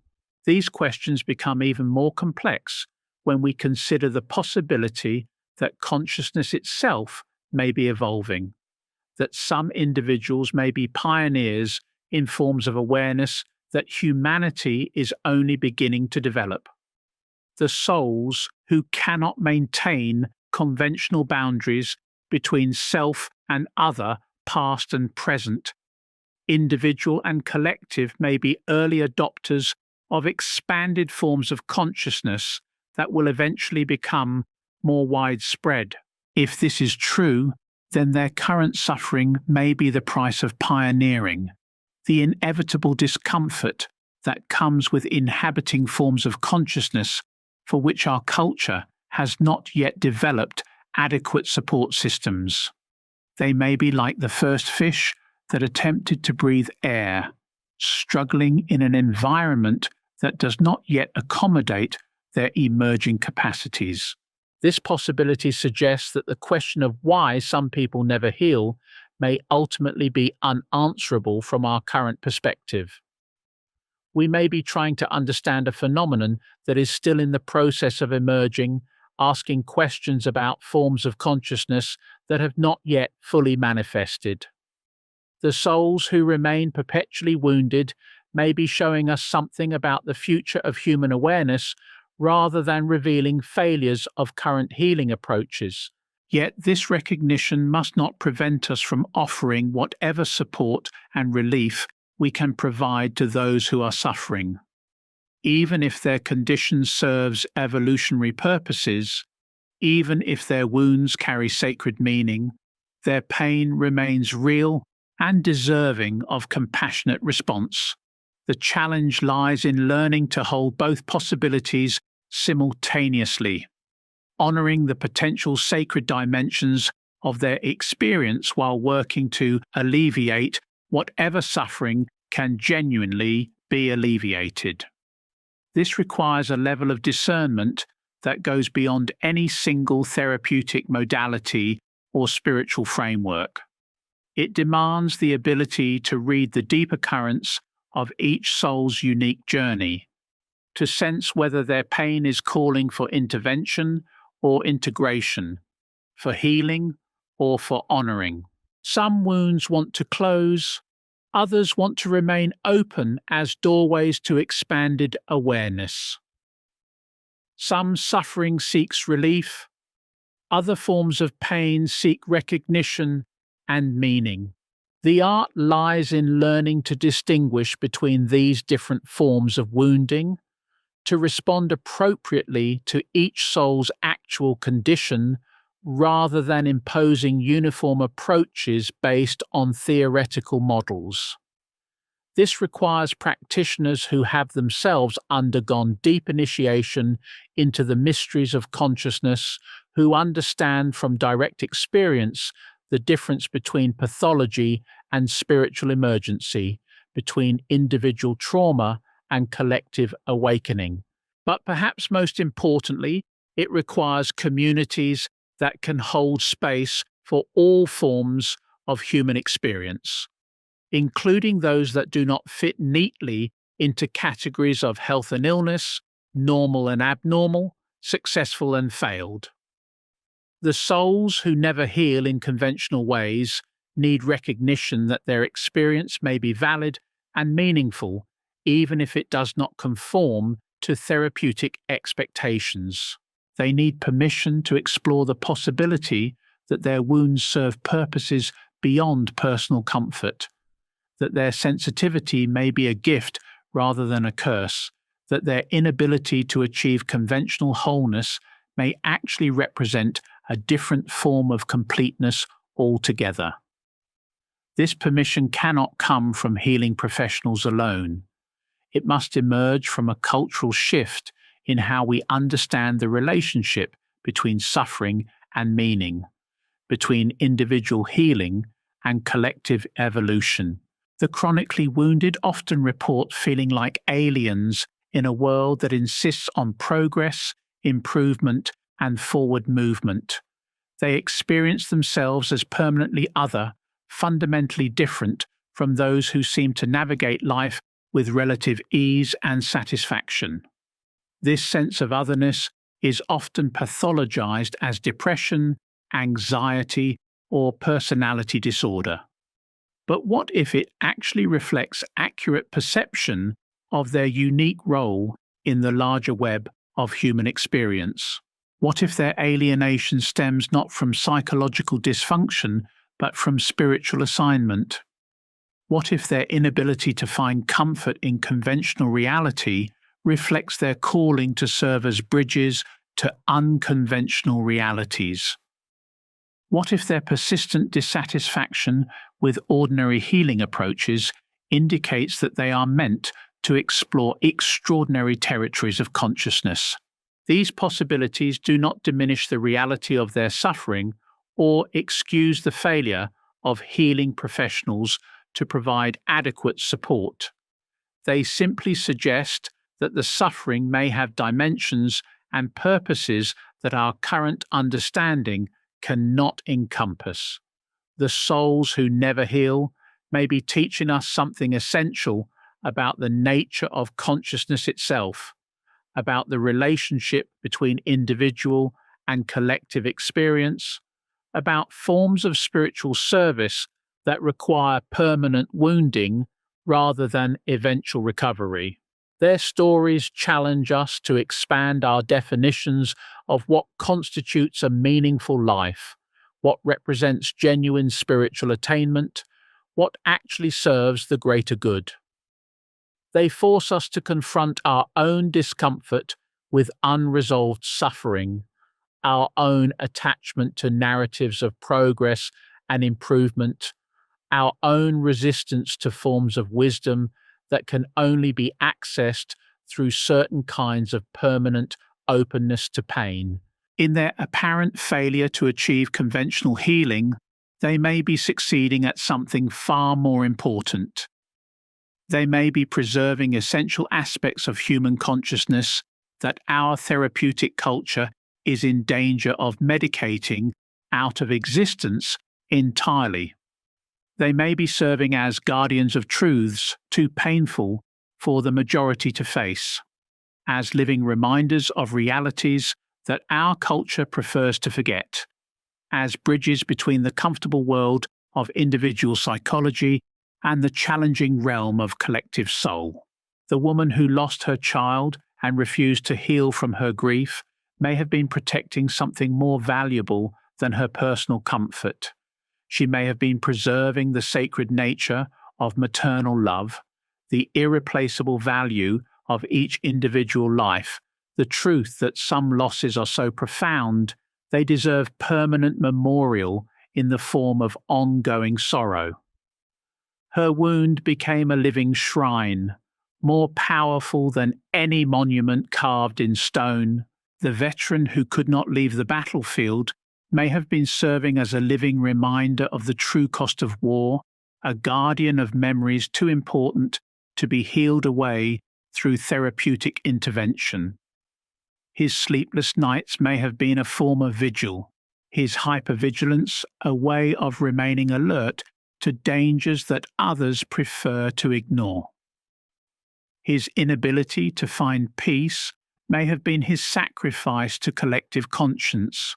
The survivor of abuse who could not learn to trust again may have been protecting essential knowledge about the reality of human cruelty, serving as a witness to truths that others find too disturbing to acknowledge.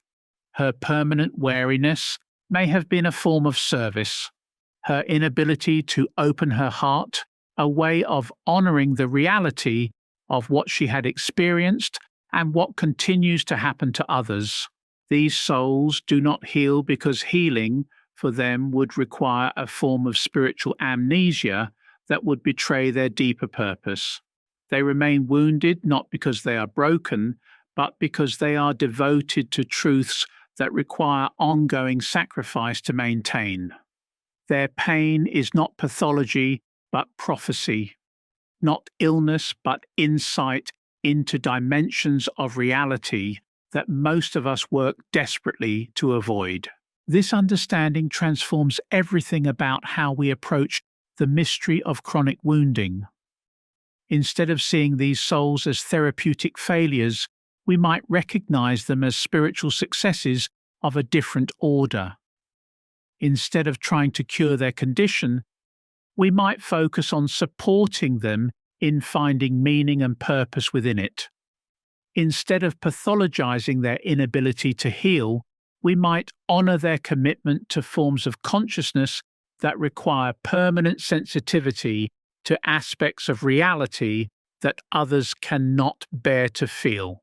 But this recognition brings with it enormous responsibility.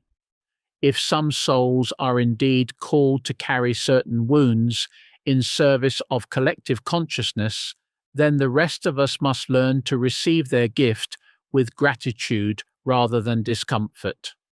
We must stop pressuring them to heal in ways that would diminish their capacity to serve their deeper purpose.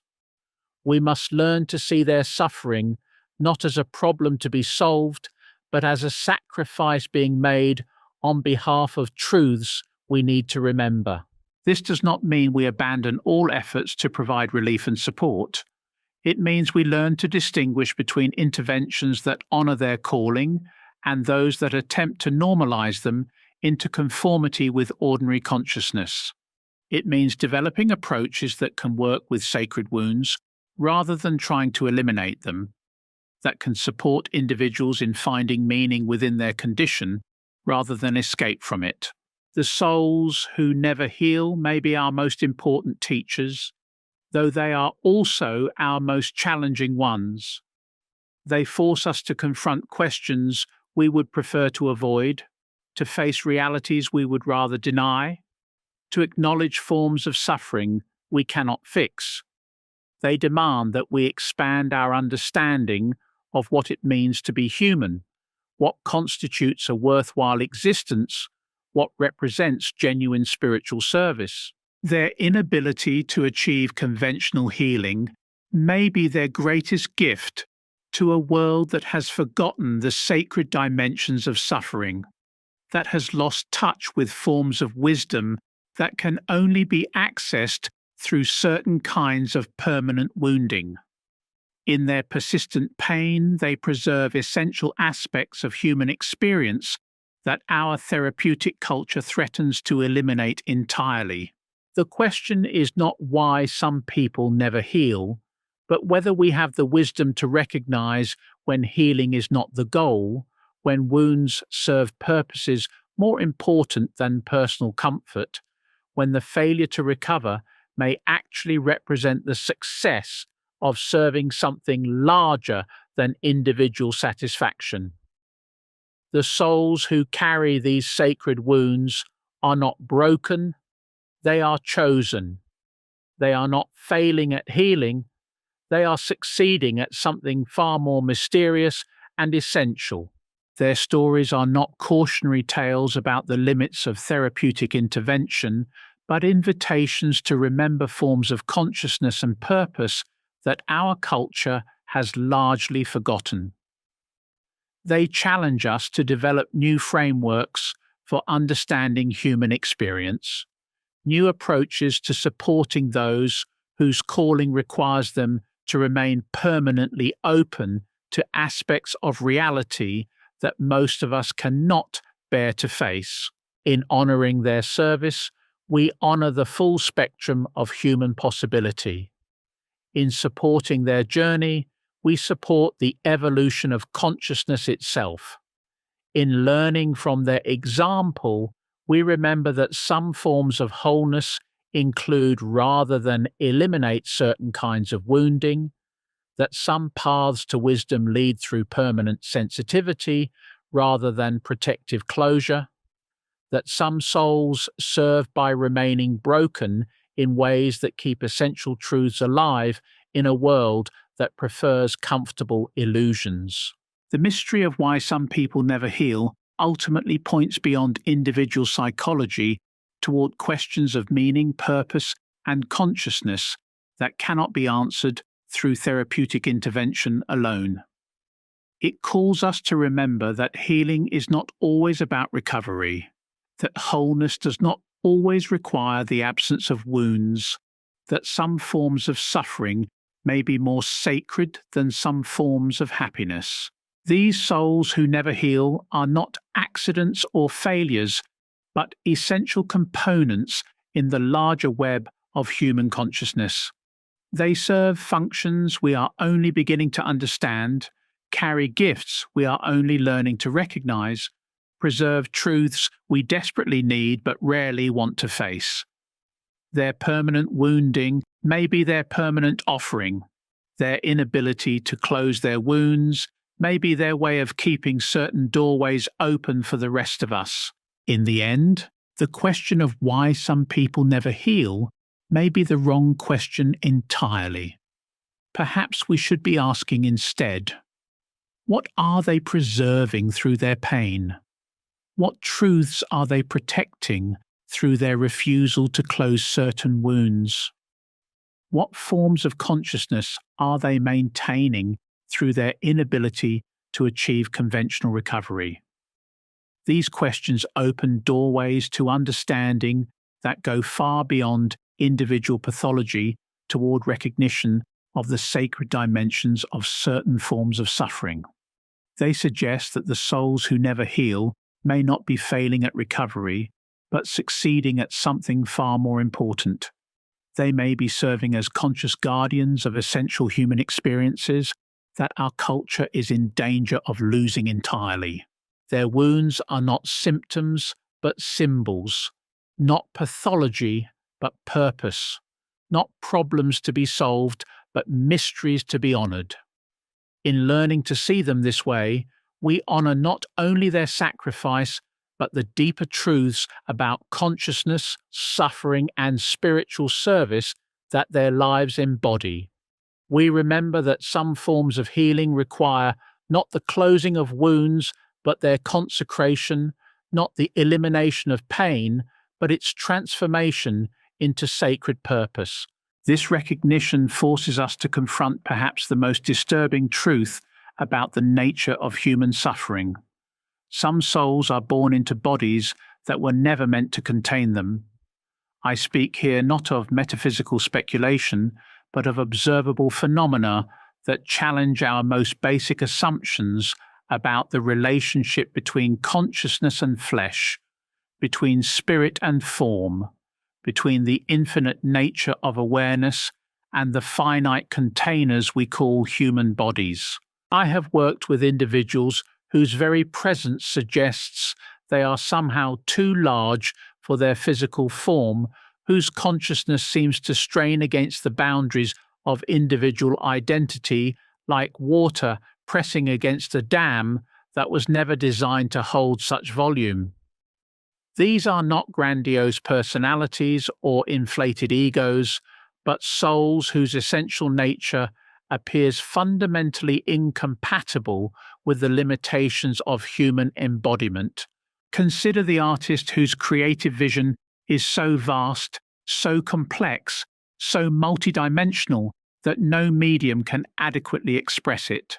She moves from painting to sculpture to music to poetry, each attempt falling short of capturing the fullness of what lives within her consciousness. Her frustration is not that of perfectionism, but of fundamental incompatibility between the infinite nature of her inner vision and the finite nature of any form that might contain it. She suffers not from creative block, but from creative overflow, not from lack of inspiration, but from inspiration that exceeds the capacity of human expression. This woman does not heal because her wound is not psychological, but ontological. She is not broken, she is mismatched. Her pain stems not from trauma, but from the fundamental impossibility of fitting an infinite consciousness into a finite form. Therapy cannot address this condition because it is not a condition in the conventional sense. It is a basic incompatibility between the nature of what she is and the limitations of what she inhabits. I think of the philosopher whose mind operates at frequencies that seem to exist outside normal human cognition. He perceives patterns and connections that span centuries, recognizes relationships between ideas that most minds cannot hold simultaneously, experiences reality as a vast interconnected web of meaning that exceeds the processing capacity of individual consciousness. His attempts to communicate these insights invariably fail because human language was not designed to convey such multidimensional understanding. This man's suffering is not depression in any clinical sense, though it may appear as such to observers. His pain emerges from the constant collision between what he perceives and what can be expressed, between what he understands and what can be communicated, between the vastness of his inner experience and the narrowness of the channels available for sharing it. He remains isolated not by psychological dysfunction, but by the sheer impossibility of bridging the gap between his consciousness and ordinary human awareness. These souls often report feeling like aliens inhabiting human form, but their alienation runs deeper than cultural or social disconnection. They experience themselves as fundamentally different in their basic structure, as if they were designed for a form of existence that does not yet exist on this planet. Their bodies feel foreign, their emotional systems seem inadequate, their mental capacities appear either overwhelmed or underutilized, depending on the particular nature of their mismatch. The healing approaches that work for normally embodied souls prove not just ineffective, but often harmful for these individuals. Attempts to ground them more fully in their bodies may increase their discomfort rather than alleviate it. Efforts to help them accept their human limitations may feel like being asked to amputate essential aspects of their being. Traditional therapeutic goals of integration and wholeness may represent not healing, but a form of spiritual diminishment that violates their essential nature. I remember working with a young man whose empathic sensitivity was so extreme that he could not enter public spaces without being overwhelmed by the emotional states of everyone around him. This was not the manageable sensitivity that characterizes typical empaths, but something more akin to having no emotional skin whatsoever. He absorbed not just the surface emotions of others, but their unconscious content, their suppressed memories, their ancestral grief, layer upon layer of psychic material that flooded his awareness without any natural filtering mechanism. Conventional approaches to empathic overwhelm focus on building boundaries, learning to distinguish self from other, developing protective techniques that allow sensitive individuals to function in social environments. But this young man's conditions seemed to resist all such interventions. His consciousness appeared to lack the basic architecture that would allow for emotional boundaries. He was not failing to maintain separation between self and other. He seemed to exist in a state where such separation was fundamentally impossible. What became clear over time was that his suffering stemmed not from inadequate boundary skills, but from inhabiting a form of consciousness that was never designed to operate within the constraints of individual identity. He experienced himself as a node in a vast network of interconnected awareness, unable to retreat into the protective isolation that allows most people to maintain psychological stability.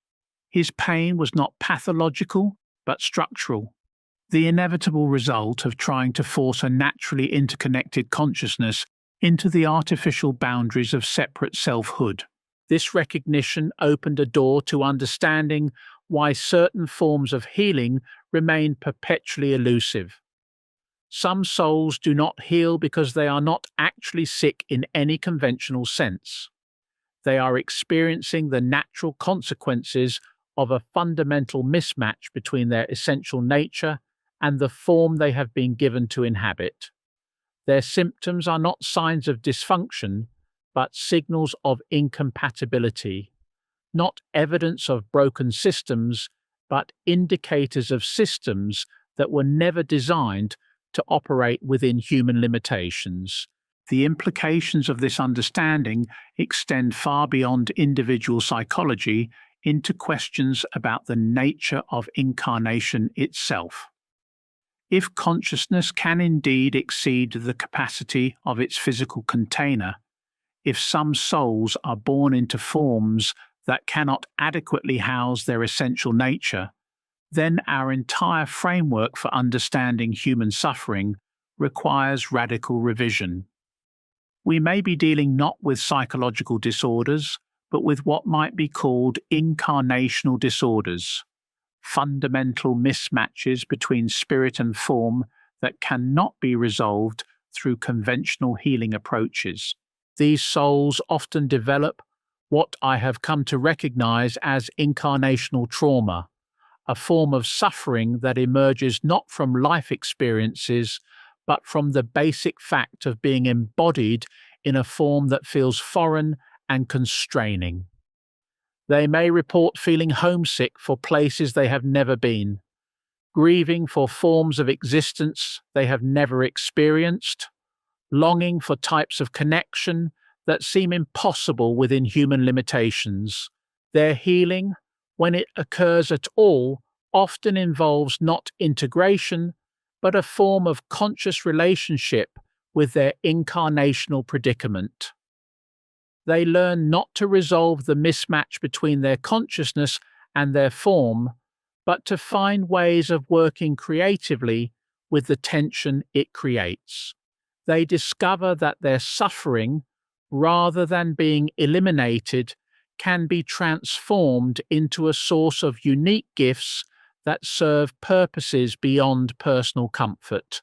The artist whose vision exceeds all possible forms of expression may learn to see her creative frustration as itself a form of art, a living sculpture of longing that points toward possibilities beyond current human achievement.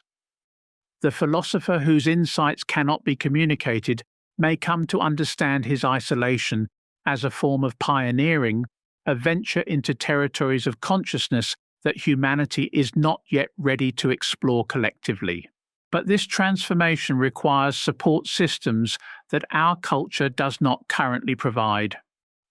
These souls need recognition that their condition is not pathological but pioneering, not evidence of failure but indication of consciousness evolution. They need communities that can honor their unique nature without trying to normalize them into conformity with ordinary human limitations. Most importantly, they need permission to explore the possibility that their incarnational discomfort serves purposes beyond individual satisfaction. Perhaps they are early experiments in forms of consciousness that will eventually become more widespread. Perhaps their current suffering is the price of developing capacities that humanity will need as our species continues to evolve. Perhaps their inability to find comfort in conventional human existence is preparing them for forms of service that require transcendence of ordinary limitations. This possibility suggests that the question of why some people never heal may ultimately point toward the future of human consciousness itself. The souls who cannot achieve conventional healing may be showing us what lies beyond the current boundaries of human possibility, what forms of awareness are struggling to emerge through the constraints of our present evolutionary stage. Their persistent wounds may be birth pangs of new forms of consciousness. Their inability to integrate may reflect the impossibility of containing expanded awareness within current human structures. Their ongoing suffering may be the inevitable cost of serving as bridges between what humanity has been and what it is becoming. Yet this understanding must be held with tremendous discernment. Not all suffering serves evolutionary purposes. Much pain in this world stems from simple cruelty, neglect, and the unconscious perpetuation of destructive patterns that create more destruction. The art lies in learning to distinguish between suffering that serves consciousness evolution and suffering that simply perpetuates unconsciousness, between wounds that carry sacred purpose and wounds that merely replicate trauma patterns. The souls caught in incarnational mismatch often possess an intuitive ability to make these distinctions, though they may lack the language to articulate what they perceive. They can sense when their pain is being pathologized by others who cannot recognize its deeper dimensions, when their condition is being reduced to categories that miss its essential nature, when healing approaches are being applied that address symptoms while ignoring the fundamental incompatibility that creates them. I have witnessed individuals stop seeking treatment not because they had given up hope, but because they had recognized that conventional healing approaches were asking them to abandon their essential nature in order to achieve superficial comfort. They had come to understand that their inability to fit into normal human categories was not a defect to be corrected, but a calling to explore territories of consciousness that exist beyond ordinary boundaries. This recognition often comes with profound loneliness. The soul who exists in incarnational mismatch finds themselves isolated not just from conventional happiness, but from conventional understanding of what it means to be human.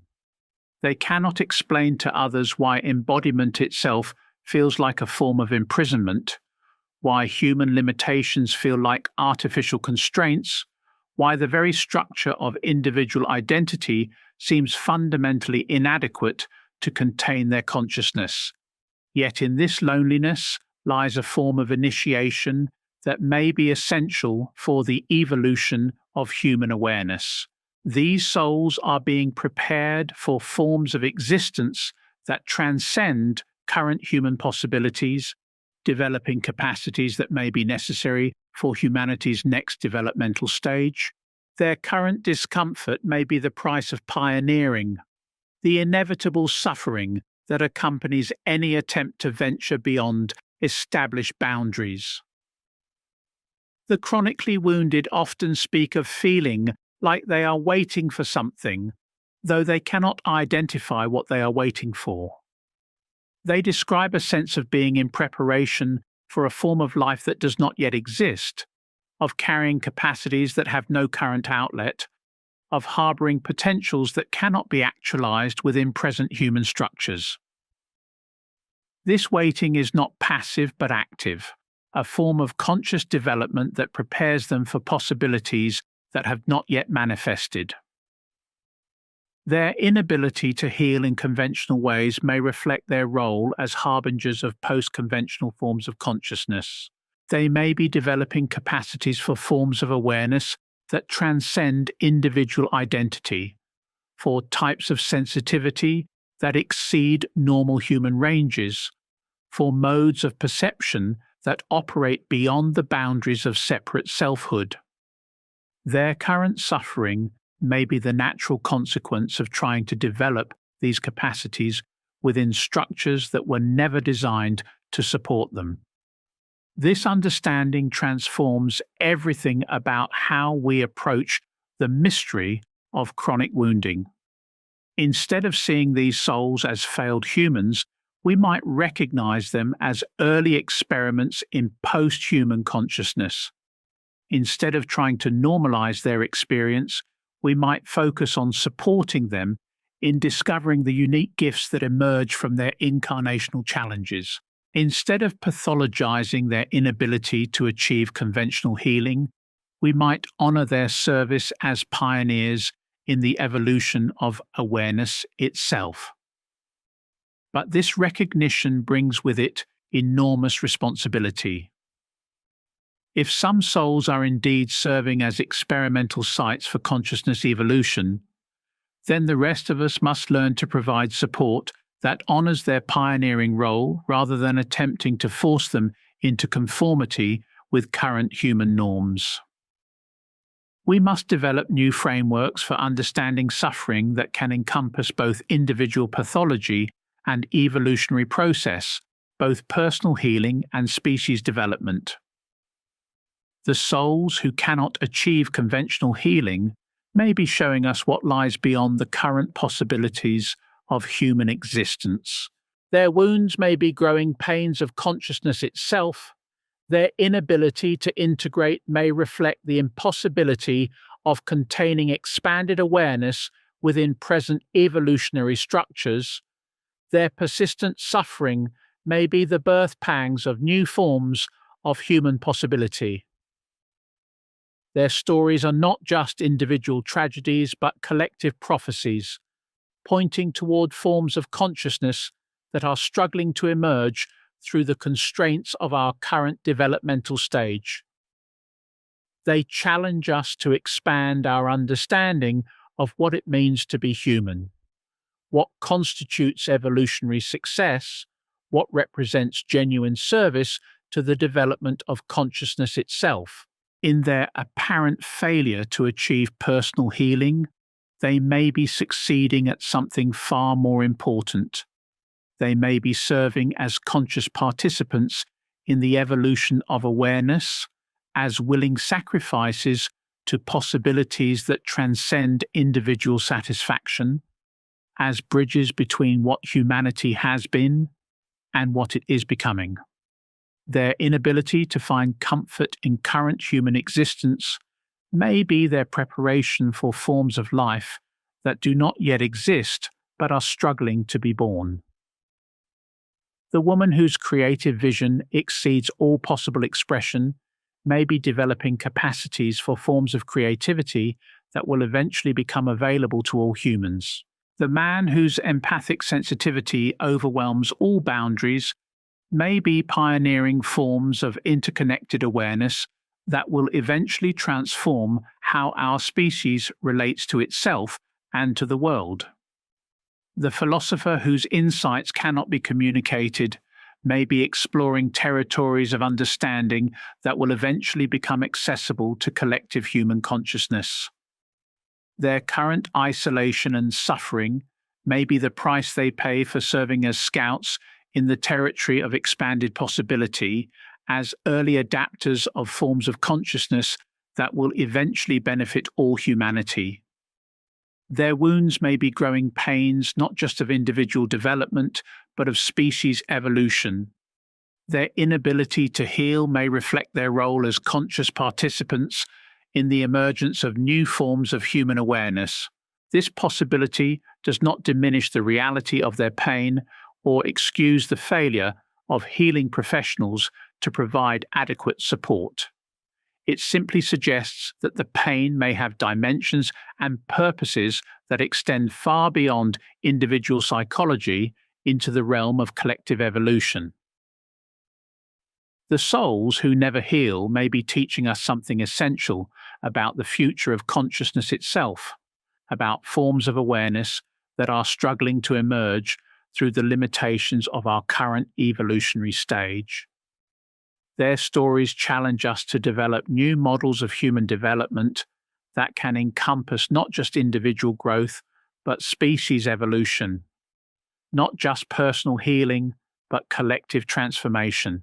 They force us to consider whether some forms of suffering may be necessary for consciousness to transcend its current boundaries, whether some wounds may serve as doorways to possibilities that cannot be accessed through conventional forms of wholeness.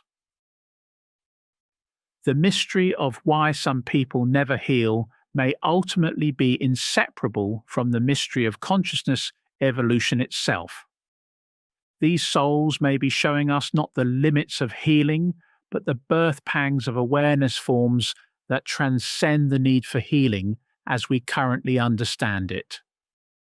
Their inability to achieve conventional recovery may be their preparation for forms of existence where the very categories of wounded and whole, sick and healthy, broken and intact become irrelevant. In honoring their journey, we honor the evolutionary process of consciousness itself. In supporting their unique path, we support the emergence of possibilities that may eventually transform what it means to be human. In learning from their example, we remember that some forms of service require not personal comfort, but conscious participation in the larger process of awareness evolution, not individual healing, but collective transformation, not private satisfaction, but species development. These souls who never heal are not accidents or failures, but essential participants in the greatest mystery of all. The evolution of consciousness from its current human form toward possibilities we can barely imagine. Their wounds are not just personal tragedies, but evolutionary experiments. Their suffering not just individual pain, but the labor pains of new forms of awareness struggling to be born. In recognizing this evolutionary dimension of chronic wounding, we arrive at perhaps the most profound realization of our entire exploration, that some souls who never heal are not failing at recovery, but succeeding at something far more mysterious and essential. They are serving as conscious midwives to the birth of new forms of human awareness. Yet even this understanding does not capture the full depth of what we encounter when we sit with these perpetually wounded ones. There exists another layer to their mystery, one that takes us beyond questions of evolution and purpose into the realm of what I can only call existential fidelity. Some souls remain wounded not because they are pioneering new forms of consciousness, not because they carry ancestral trauma or sacred assignments, but because they have made an unconscious vow to remain faithful to a truth so fundamental that healing would constitute a betrayal of their deepest nature. I remember a man whose depression had persisted for over 2 decades, immune to every intervention attempted. What struck me about him was not the depth of his melancholy, but the quality of his relationship to it. He carried his sadness like a monk carries prayer beads, with a devotion that bordered on the sacred. When pressed to explore what might lie beneath his persistent sorrow, he spoke not of trauma or loss, but of a profound recognition that had come to him in childhood. The world was not as it should be. This recognition had arrived not through any particular experience of cruelty or injustice, but through what seemed to be a direct perception of the gap between what reality is and what it could be. He had seen with startling clarity the unnecessary suffering that pervades human existence, the preventable cruelties that we inflict upon each other and ourselves, the tragic waste of human potential that characterizes so much of our collective experience. His depression was not a symptom, but a response, a form of existential grief for the world that could be but is not. To heal from this depression would have required him to develop what he called selective blindness, the ability to see the world's beauty while becoming numb to its unnecessary ugliness, to celebrate human potential while ignoring human failure, to find personal happiness while remaining unconscious of collective suffering. This felt to him like a fundamental betrayal of truth, a form of spiritual cowardice that would violate his deepest integrity. His wound had become a form of witness, his depression a way of remaining faithful to a vision of what human existence could become if we were brave enough to face what it currently is. His inability to heal was not pathology, but prophecy, not mental illness, but moral clarity that refused to be medicated into comfortable unconsciousness. This phenomenon of existential fidelity reveals something crucial about why certain souls resist all healing efforts. They have made unconscious commitments to remain sensitive to realities that most people learn to ignore in order to function. Their wounds serve as guarantees of their continued receptivity to truths that are too painful for ordinary consciousness to bear consistently. I have worked with individuals whose anxiety stems not from personal trauma, but from accurate perception of the precariousness of human civilization, whose insomnia reflects not psychological dysfunction, but appropriate alertness to dangers that others prefer to deny. Their symptoms are not maladaptive but prophetic, not evidence of broken systems, but indicators of consciousness that refuses to participate in collective denial. The woman who cannot sleep because she feels the approaching ecological collapse is not suffering from anxiety disorder, but from clarity disorder, an inability to maintain the comforting illusions that allow others to rest peacefully while the foundations of life on earth crumble beneath us. Her insomnia is a form of vigil, her restlessness a refusal to dream while the world burns. The man who cannot form intimate relationships because he perceives too clearly the self-deception and unconscious cruelty that characterize most human interactions is not avoiding intimacy out of fear, but out of fidelity to a vision of what authentic connection could be. His isolation protects not his vulnerability, but his integrity, his standards for what relationship should actually offer. These souls have made unconscious vows to remain faithful to truths that are too challenging for most people to hold consistently. Their wounds guarantee their continued sensitivity to realities that would otherwise be filtered out by the protective mechanisms that allow ordinary consciousness to function in an imperfect world. They have chosen, though not consciously, to serve as guardians of uncomfortable truths, as living reminders of what we prefer to forget. Their healing would require not just psychological intervention, but existential compromise, a willingness to trade truth for comfort, clarity for peace, prophetic vision for personal satisfaction. This trade feels to them like a form of spiritual death, a betrayal of their deepest purpose and highest calling. They would rather suffer infidelity to truth than heal through infidelity to what they know to be real. This understanding illuminates why conventional therapeutic approaches often fail with these individuals. We are asking them to heal from conditions that are not actually pathological but prophetic, to recover from symptoms that are not evidence of dysfunction but of deeper functioning that operates according to different principles than those that govern normal human psychology. The therapist who tries to help such a person develop coping mechanisms for their existential grief is like a doctor prescribing painkillers for the wounds of stigmata, missing entirely the sacred dimension of what appears to be simple suffering.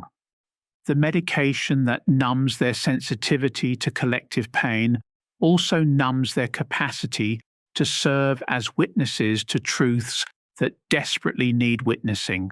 Yet this recognition brings us face to face with perhaps the most challenging question in our entire exploration. What is our responsibility towards souls who have made such unconscious vows? Do we honor their existential fidelity even when it causes them tremendous suffering? Do we support their prophetic function even when it isolates them from ordinary human happiness? Do we validate their refusal to heal when healing might genuinely improve their quality of life? These questions have no easy answers because they touch on fundamental tensions between individual well-being and collective awakening, between personal comfort and universal truth, between the healing of symptoms and the preservation of essential human capacities for perception and response. The souls who maintain existential fidelity through their wounds may be serving functions that are crucial for human survival and evolution, but at enormous cost to themselves. I think of the artist who cannot create beautiful works because beauty feels like a lie in a world so full of unnecessary ugliness. Her aesthetic paralysis serves as a form of protest against the use of art to create comforting illusions, but it also deprives her of the joy and fulfillment that creative expression might provide. Her fidelity to truth prevents her from participating in the very activity that might heal her isolation and despair. Or consider the spiritual seeker who cannot embrace traditional forms of practice because they perceive too clearly the ways that spirituality is used to bypass rather than address the harsh realities of human existence. His spiritual homelessness protects him from the false comfort of premature transcendence, but it also deprives him of the community and guidance that genuine spiritual development requires. These individuals find themselves caught in impossible binds. To heal would require them to betray their deepest knowing, but to remain faithful to their knowing condemns them to ongoing suffering and isolation. They have become conscious casualties of their own integrity, wounded by their refusal to participate in the collective agreements that make ordinary life bearable. Their condition reveals something disturbing about the nature of human society. We have created systems of meaning and comfort that depend upon a certain level of unconsciousness to function. The person who sees too clearly, who feels too deeply, who refuses to participate in the necessary illusions that make social life possible becomes a kind of existential refugee, unable to find a home in a world that requires blindness as the price of belonging. This is why healing such individuals often requires not just psychological intervention, but social transformation. Their wounds are not just personal, but political, not just individual, but systemic.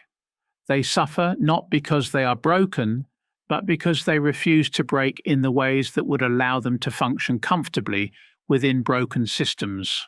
The man whose depression reflects accurate perception of civilizational decay cannot be healed through individual therapy alone. His healing would require the healing of civilization itself. The woman whose anxiety stems from ecological awareness cannot find peace through personal practice alone. Her peace would require the restoration of ecological balance.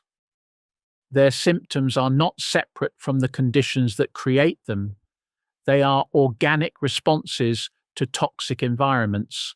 This recognition points toward forms of healing that work with systems rather than just individuals, that address root causes rather than just symptoms, that honor the prophetic function of certain forms of wounding rather than trying to eliminate them.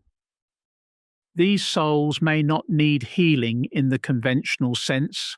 They may need validation, community, and support in finding ways to transform their existential fidelity into forms of service that can channel their prophetic gifts constructively.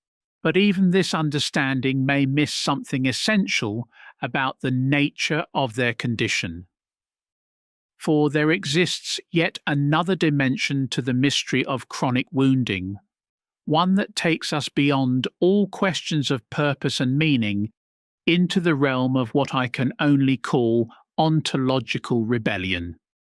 Some souls remain wounded, not because they serve functions or carry assignments, but because they refuse, at the deepest level of their being, to accept the basic conditions of existence itself. I have encountered individuals whose suffering seems to emerge from a fundamental protest against the nature of reality as it is constituted.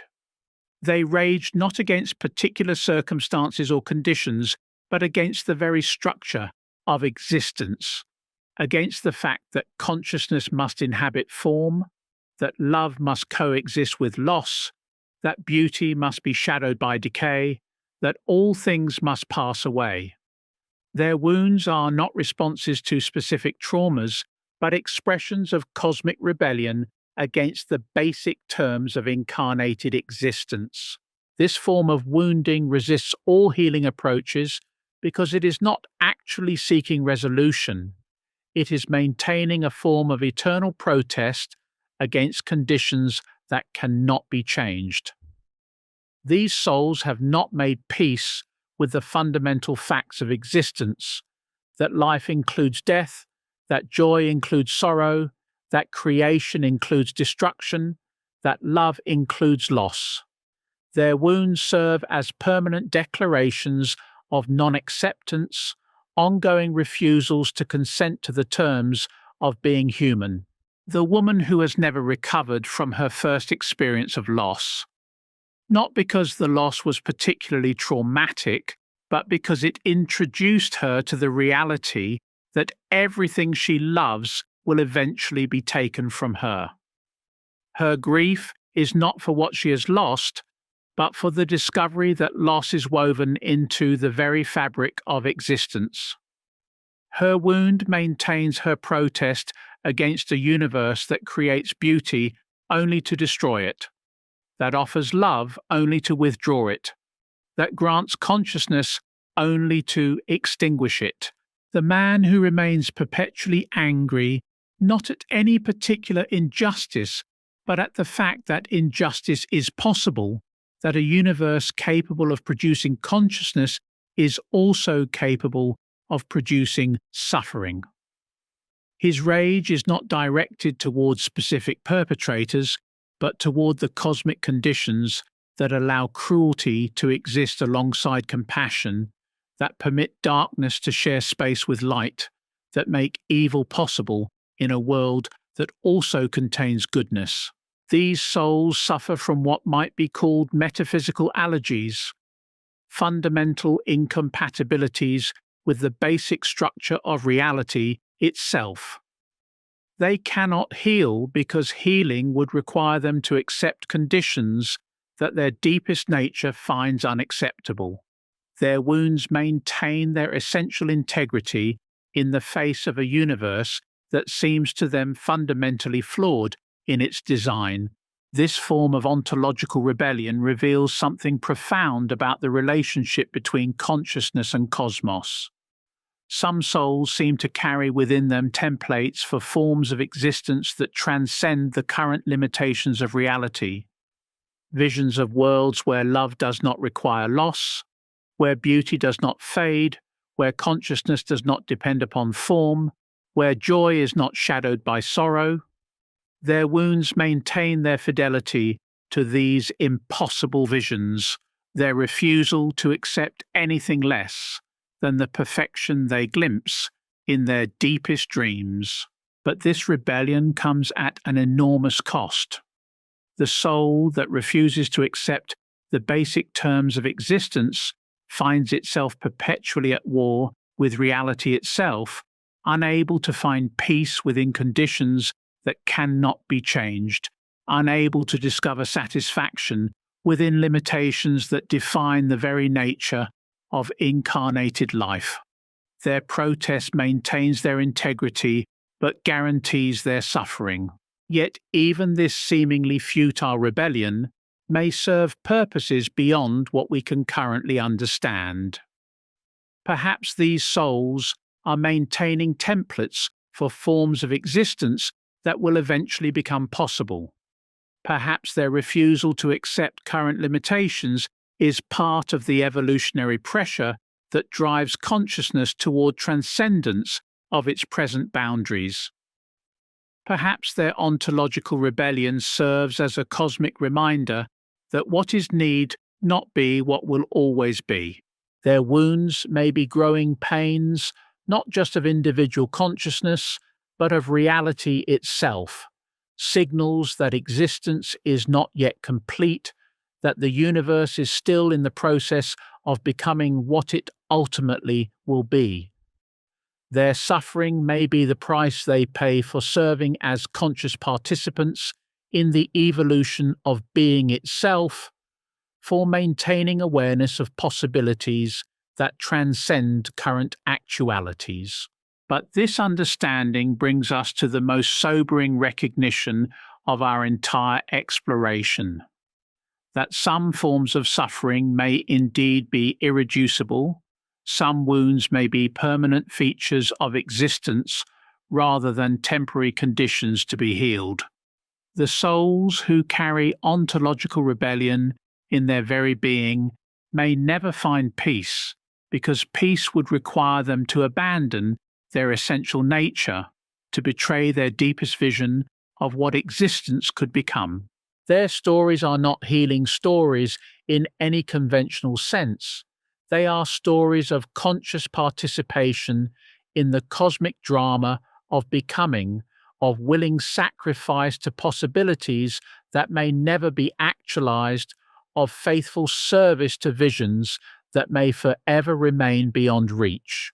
They challenge every assumption we hold about the purpose of human life, the nature of spiritual development, the relationship between individual fulfillment and cosmic evolution. In their refusal to heal, they maintain something essential that might otherwise be lost: the knowledge that what is not necessarily what should be, that current reality is not the final word on what existence might become, that consciousness carries within it seeds of possibilities that transcend all present limitations. Their wounds are not pathology, but prophecy, not evidence of brokenness, but proof of breakthrough potential that has not yet found its proper expression. And so we return to where we began, but with deeper understanding of the mystery we have been exploring. Some people never heal, not because they are broken, but because they are serving functions that require them to remain open to dimensions of experience that healing would close off. They are the wounded healers who do not need to be unwounded to heal others, the conscious casualties of their own integrity, the living bridges between what is and what could be. Their inability to achieve conventional recovery may be their greatest gift to a world that desperately needs reminders of realities it prefers to forget, possibilities it has given up pursuing, truths it finds too uncomfortable to face. They preserve through their suffering essential aspects of human consciousness that our healing-obsessed culture threatens to medicate out of existence entirely. The woman who never recovered from her child's death maintains the sacred nature of maternal love in a world growing numb to the value of individual life. The veteran who cannot leave the battlefield preserves the true cost of violence in a society that sanitizes war for public consumption. The survivor who cannot learn to trust again protects essential knowledge about human capacity for cruelty in a culture that prefers comfortable illusions about human nature. The artist whose vision exceeds all expression maintains templates for forms of creativity that transcend current possibility. The philosopher whose insights cannot be communicated preserves territories of understanding that await collective readiness. The empath whose sensitivity overwhelms all boundaries pioneers forms of interconnected awareness that may eventually transform human relationship. Each of these souls carries in their wounds not just personal pain, but collective potential. Not just individual trauma, but species memory. Not just private suffering, but universal possibility. Their inability to heal preserves aspects of consciousness that must not be lost, maintains connections to realities that must not be forgotten, protects potentials that must not be abandoned. In learning to see their wounds as sacred rather than pathological, as prophetic rather than problematic, as evolutionary rather than dysfunctional, we honor not only their sacrifice but the deeper mystery of consciousness itself. We remember that healing is not always about recovery, that wholeness does not always require the absence of wounds, that some forms of suffering serve purposes more important than individual comfort. The souls who never heal are not accidents or failures, but essential components in the vast ecology of human consciousness. They serve as guardians of essential truths, pioneers of expanded possibilities, bridges between known and unknown territories of being. Their wounds are not symptoms to be eliminated, but doorways to be honored, not problems to be solved, but mysteries to be revered. Their stories teach us that the deepest forms of service sometimes require permanent sacrifice, that the highest expressions of love sometimes manifest as ongoing pain, that the most profound forms of wisdom sometimes emerge through unredeemed suffering. They show us that healing is not the only path to meaning, that recovery is not the only form of success, that wholeness is not the only expression of spiritual maturity. In honoring their journey, we expand our understanding of what it means to be human. What constitutes a meaningful existence? What represents genuine spiritual attainment? We learn that some souls serve by remaining broken in ways that keep essential doorways open, that some forms of consciousness require permanent wounding to maintain their prophetic function, that some individuals sacrifice personal healing to preserve collective possibility. The mystery of why some people never heal ultimately points beyond individual psychology toward the deepest questions of existence itself. Why do we suffer? What is the purpose of pain? How do consciousness and cosmos co-evolve? What are we becoming through our collective experience of wounding and healing? These questions have no final answers because they point toward mysteries that are still unfolding, realities that are still becoming, possibilities that are still emerging through the crucible of human experience. The souls who never heal may be conscious participants in processes so vast and complex that their full significance will only become apparent across generations, across centuries, across evolutionary epochs we can barely imagine. Their wounds are not just personal tragedies, but cosmic experiments. Their suffering not just individual pain, but evolutionary pressure that drives consciousness toward transcendence of its current limitations. In their failure to achieve conventional healing, they succeed at something far more mysterious and essential.